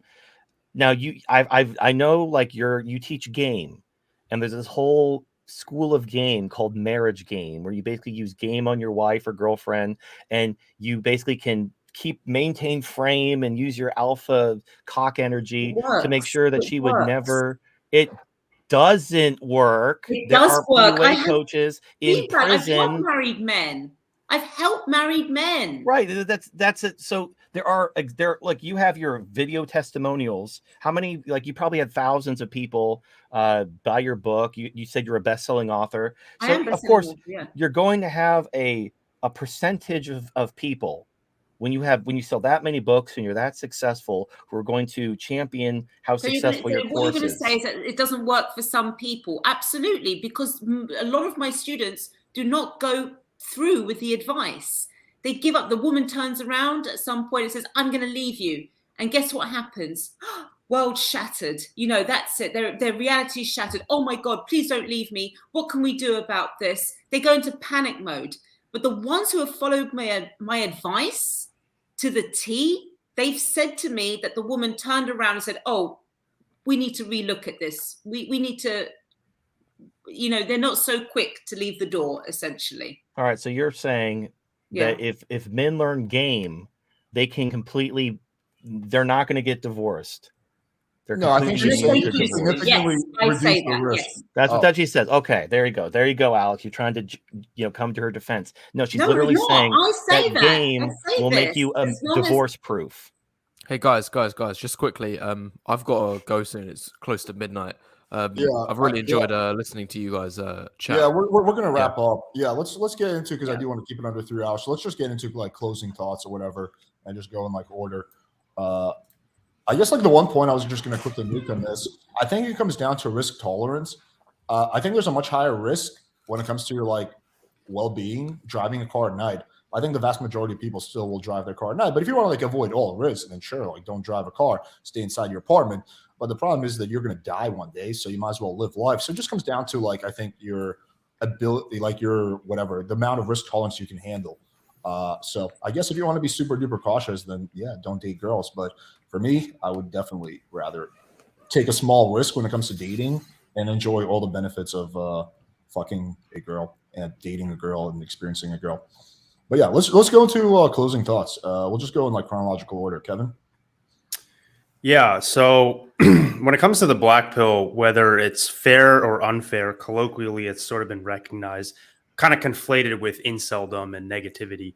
But if your take on the black pill, for example, is, oh, well, looks is what matters the most, and therefore I'm going to try my best to looks max and be realistic about my options. If that's what you take away from it, that's fine.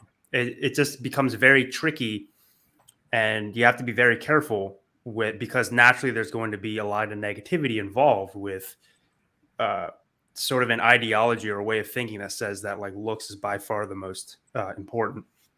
Again, it's a belief that I personally have. I don't consider, but I never call myself black pill, because I think inherent to black pill is also some air of negativity. I mean, hence the reason, like, why is it called black pill, right? Like, why that color? Because it's supposed to represent darkness, for example. But if you're able to take the good things out of the good, practical, actionable advice out of the black pill without becoming like a negative doomer nihilist, then that's fine. Just be very careful. TFM. Well, again, I didn't prepare anything. I didn't really know what we were talking about. So yeah, if the whole obsession with looks pilling and the obsession with I understand relationships are important. It's kind of like if you want to attract the biggest audience for your content, you want to talk about relationships, because that's what, obviously, especially young guys, that's what they're into. If you start talking about existentialism and meaning and purpose, you're going to lose 99% of people. They're not even at that stage to even consider that sort of thing. So I recognize like this is kind of where the people are. This is where the demand is. And even in the early years of my channel, I mostly talked about, women and feminism and stuff. That's just what people wanted to hear. It's just I've moved on, and I appreciate Kezia's. I don't remember how to pronounce Kezia, whatever however you pronounce it. I appreciate your perspective, and I'm sure you're very successful. Just the idea of game making you immune to divorce is patently false. There's been so many PUA dating coaches and all these guys who get divorce raped. They buy the books, they go to the seminars, and they get their wallet ripped out of their asshole. So it's snake oil. It's like there's a story from Africa where when the British were fighting the Zulus would charge a gun nest with war paint because the shaman told them it made them bulletproof. And then as these Zulus were getting cut down, the British finally captured some of them. Like, what the hell were you thinking?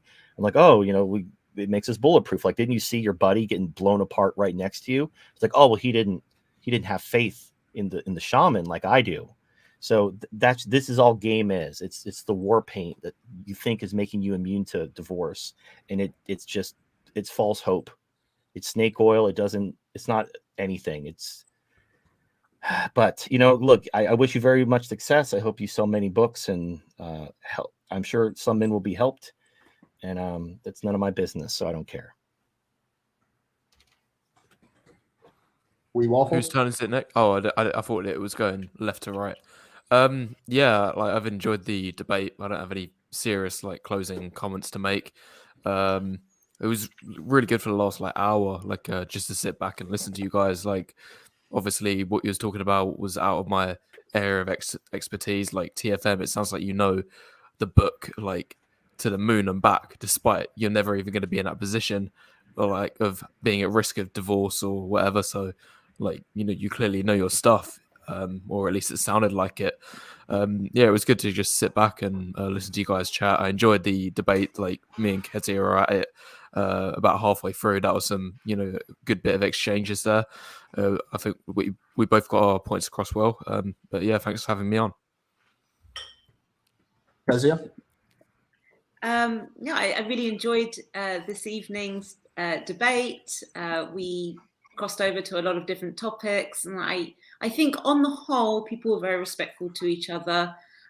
Just the last point I want to make is TFM said that what we teach is snake oil, and I would agree with that if the feedback that I was getting was within a year or two. You know, that was it, 2 years worth. But I'm getting feedback and testimonials back 10 years later. I've been doing this for so long. I still keep in touch with my past students, and some of them, I mean, I can provide this stuff at another time if you want. I've got messages showing that they're married. I've got even thank you messages from their girlfriends. Yes, really, I do. I believe in about getting results. That's what I'm about. It's about getting results. It's a man coming to me and saying, look, this is my situation. I'm a 3 out of 10. I'm not very good looking. What do I need to do? And I give them the roadmap and say, this is what you need to do. This is how you need to approach.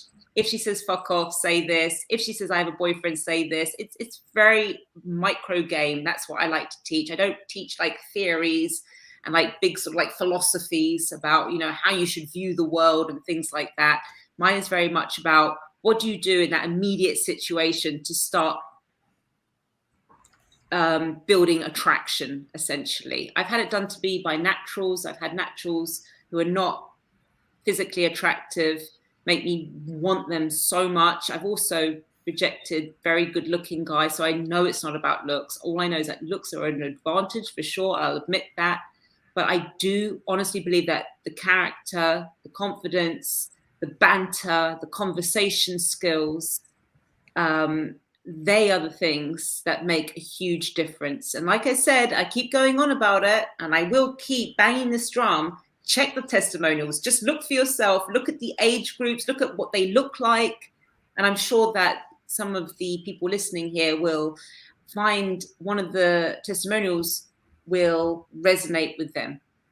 Thank you. Thank you for having me on. Thank you. One quick, do you know why financial professionals are barred from using personal testimonials in their advertising? It's because it's incredibly misleading. If you have thousands of clients and like 0.1% of them benefit hugely, and they give you these personal testimonials, you can cherry pick those and you can put them on your advertising page. Look at all the money I made these clients, while 99% of your clients have lost their shirt and dumped you.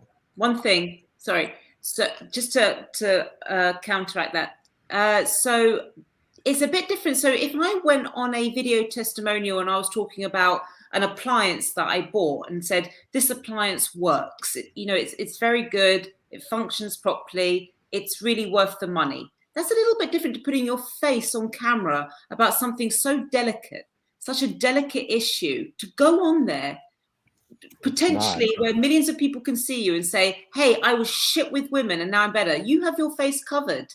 Okay, but these guys go on there and potentially they can have friends, family, all sorts of people see them. And I always ask them, well, why are you doing this? It is a risk. And they said, because I want to help other men. Because I know there's other men out there like me who are on the fence. And I know that this video that I'm going to do is going to make them make that right decision. It's a lot different going on a video testimonial about an appliance or a holiday or something like that. No, we're talking about a service, like financial professional services. You see like people running the same thing. Like obviously it's different than PUA or game or whatever. But you have people running investment courses and teaching about, I'm going to teach you how to play the stock market. I'm going to teach you how to do crypto. And they have personal testimonials like, oh, I learned so much at this investment conference and blah, blah, blah.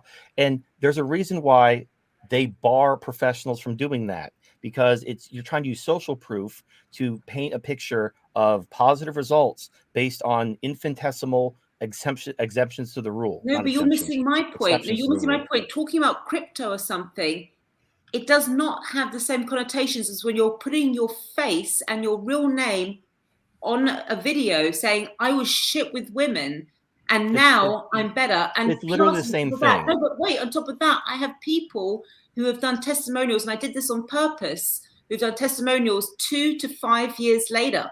They've come back. So I agree with you. Someone that just finishes a course and they're like buzzing, and they go, yeah, you know, I'll say any shit because I'm buzzing right now and I want to believe it. Of course, you've got that. But I've got people 2 to 5 years later coming back saying, this is my long-term outcome. This is what's happened since I've done your program. Let's let TFM respond to that really quickly, and then I'll do the biggest criticizers of people who have biggest critics of people who have video testimonials. Funny that. Let's let TFM respond really quickly, and then I'll just do my closing thoughts. Again, we're talking about government regulators have determined that using personal testimonials is barred because it is I don't listen to misleading and government fraudulent. regulators since I'm using them as a third. 2020. I'm using this as a third. Basically, I'm not saying this because it's sour grapes. I'm saying this because people who are running scams and Ponzi schemes and selling bullshit will often use personal testimonials to sell their bullshit. So that's what, if you're citing this, like, oh, look at all the social proof, look at all these personal testimonials. That doesn't mean anything. That doesn't. It means prove a anything. lot. It means so much because it's not a. Look, as I said, these people are going to put their face to something which is very embarrassing. This is a very embarrassing situation for them. This is not like, oh, I signed up to a Ponzi scheme. This is somebody who says, I wish they look at their testimonials. Look at what they're saying. They're saying, I was shit with women. I was divorced. This happened, that happened. It's very raw what they're saying, okay? It's embarrassing for them to have to admit that. You know, that's why I say to them, are you sure you want to do this? They go, yes, because I believe in it so much and I want other people to take this program. If you want to be a skeptic, fine, because it fits in with your narrative. It fits in with the narrative that you have created. That's fine. But there's a lot of guys out there who are going to look at those testimonials and say, hold on, that rings true with me. That resonates with me. I was in that position too. Anyway, let me do my closing thoughts because I do want to wrap up. Okay. So just very quickly, I personally don't think game makes you immune to divorce, but I think it significantly lowers your chance. This is why I've only ever been cheated on once, and it was before I really learned game, right? So we both dated in America, but we had a wildly different experience. But overall, I think this was an epic debate. The audience really enjoyed it. Respect everyone for showing up. I always say this, it takes courage to debate, which I think most people aren't willing to do. So props to everyone on the panel, especially Dustin, who made some really, really good points. Everyone was asking, by the way, Dustin was the moderator. It wasn't like we just wouldn't let him speak. So yeah, that's basically what I have to say. Appreciate everyone for tuning in. I think we had really, really good viewers. I guess, do you guys quickly want to shout out where people can find you? Waffles YouTube channel. Okay. TFM? I don't think your audiences and my audience have much, crossover. So I'll just leave. Okay. Kevin? TFM, if you talk about existentialism on your channel, then you would. I don't know if you do or not. Everybody already knows who I am, so I don't even need to. Yeah. Okay. All right. So now I've been banned from YouTube. I've been banned from YouTube, Twitch, PayPal. I've been banned from everything. So if you want to watch my content, other than my sex tour reviews, which I put on YouTube as a joke, but my regular content, you're going to have to go to Alt Tech, and most people don't. But if you want to know all my links and socials and whatnot, I have a website called t.fm, TEE.fm. So T with 2 E's, like a t-shirt, and then .fm. And that's my website. It has all the links to all my stuff, including fan art and sponsors and all kinds of fun stuff. Cool. Kezia? Kezia-noble.com. Let me tell you guys about this channel called Playing with Fire, where you can find me. JK. All right, cool. Appreciate everyone for tuning in. Thanks, everyone. And until next time. Peace. Okay, thank you.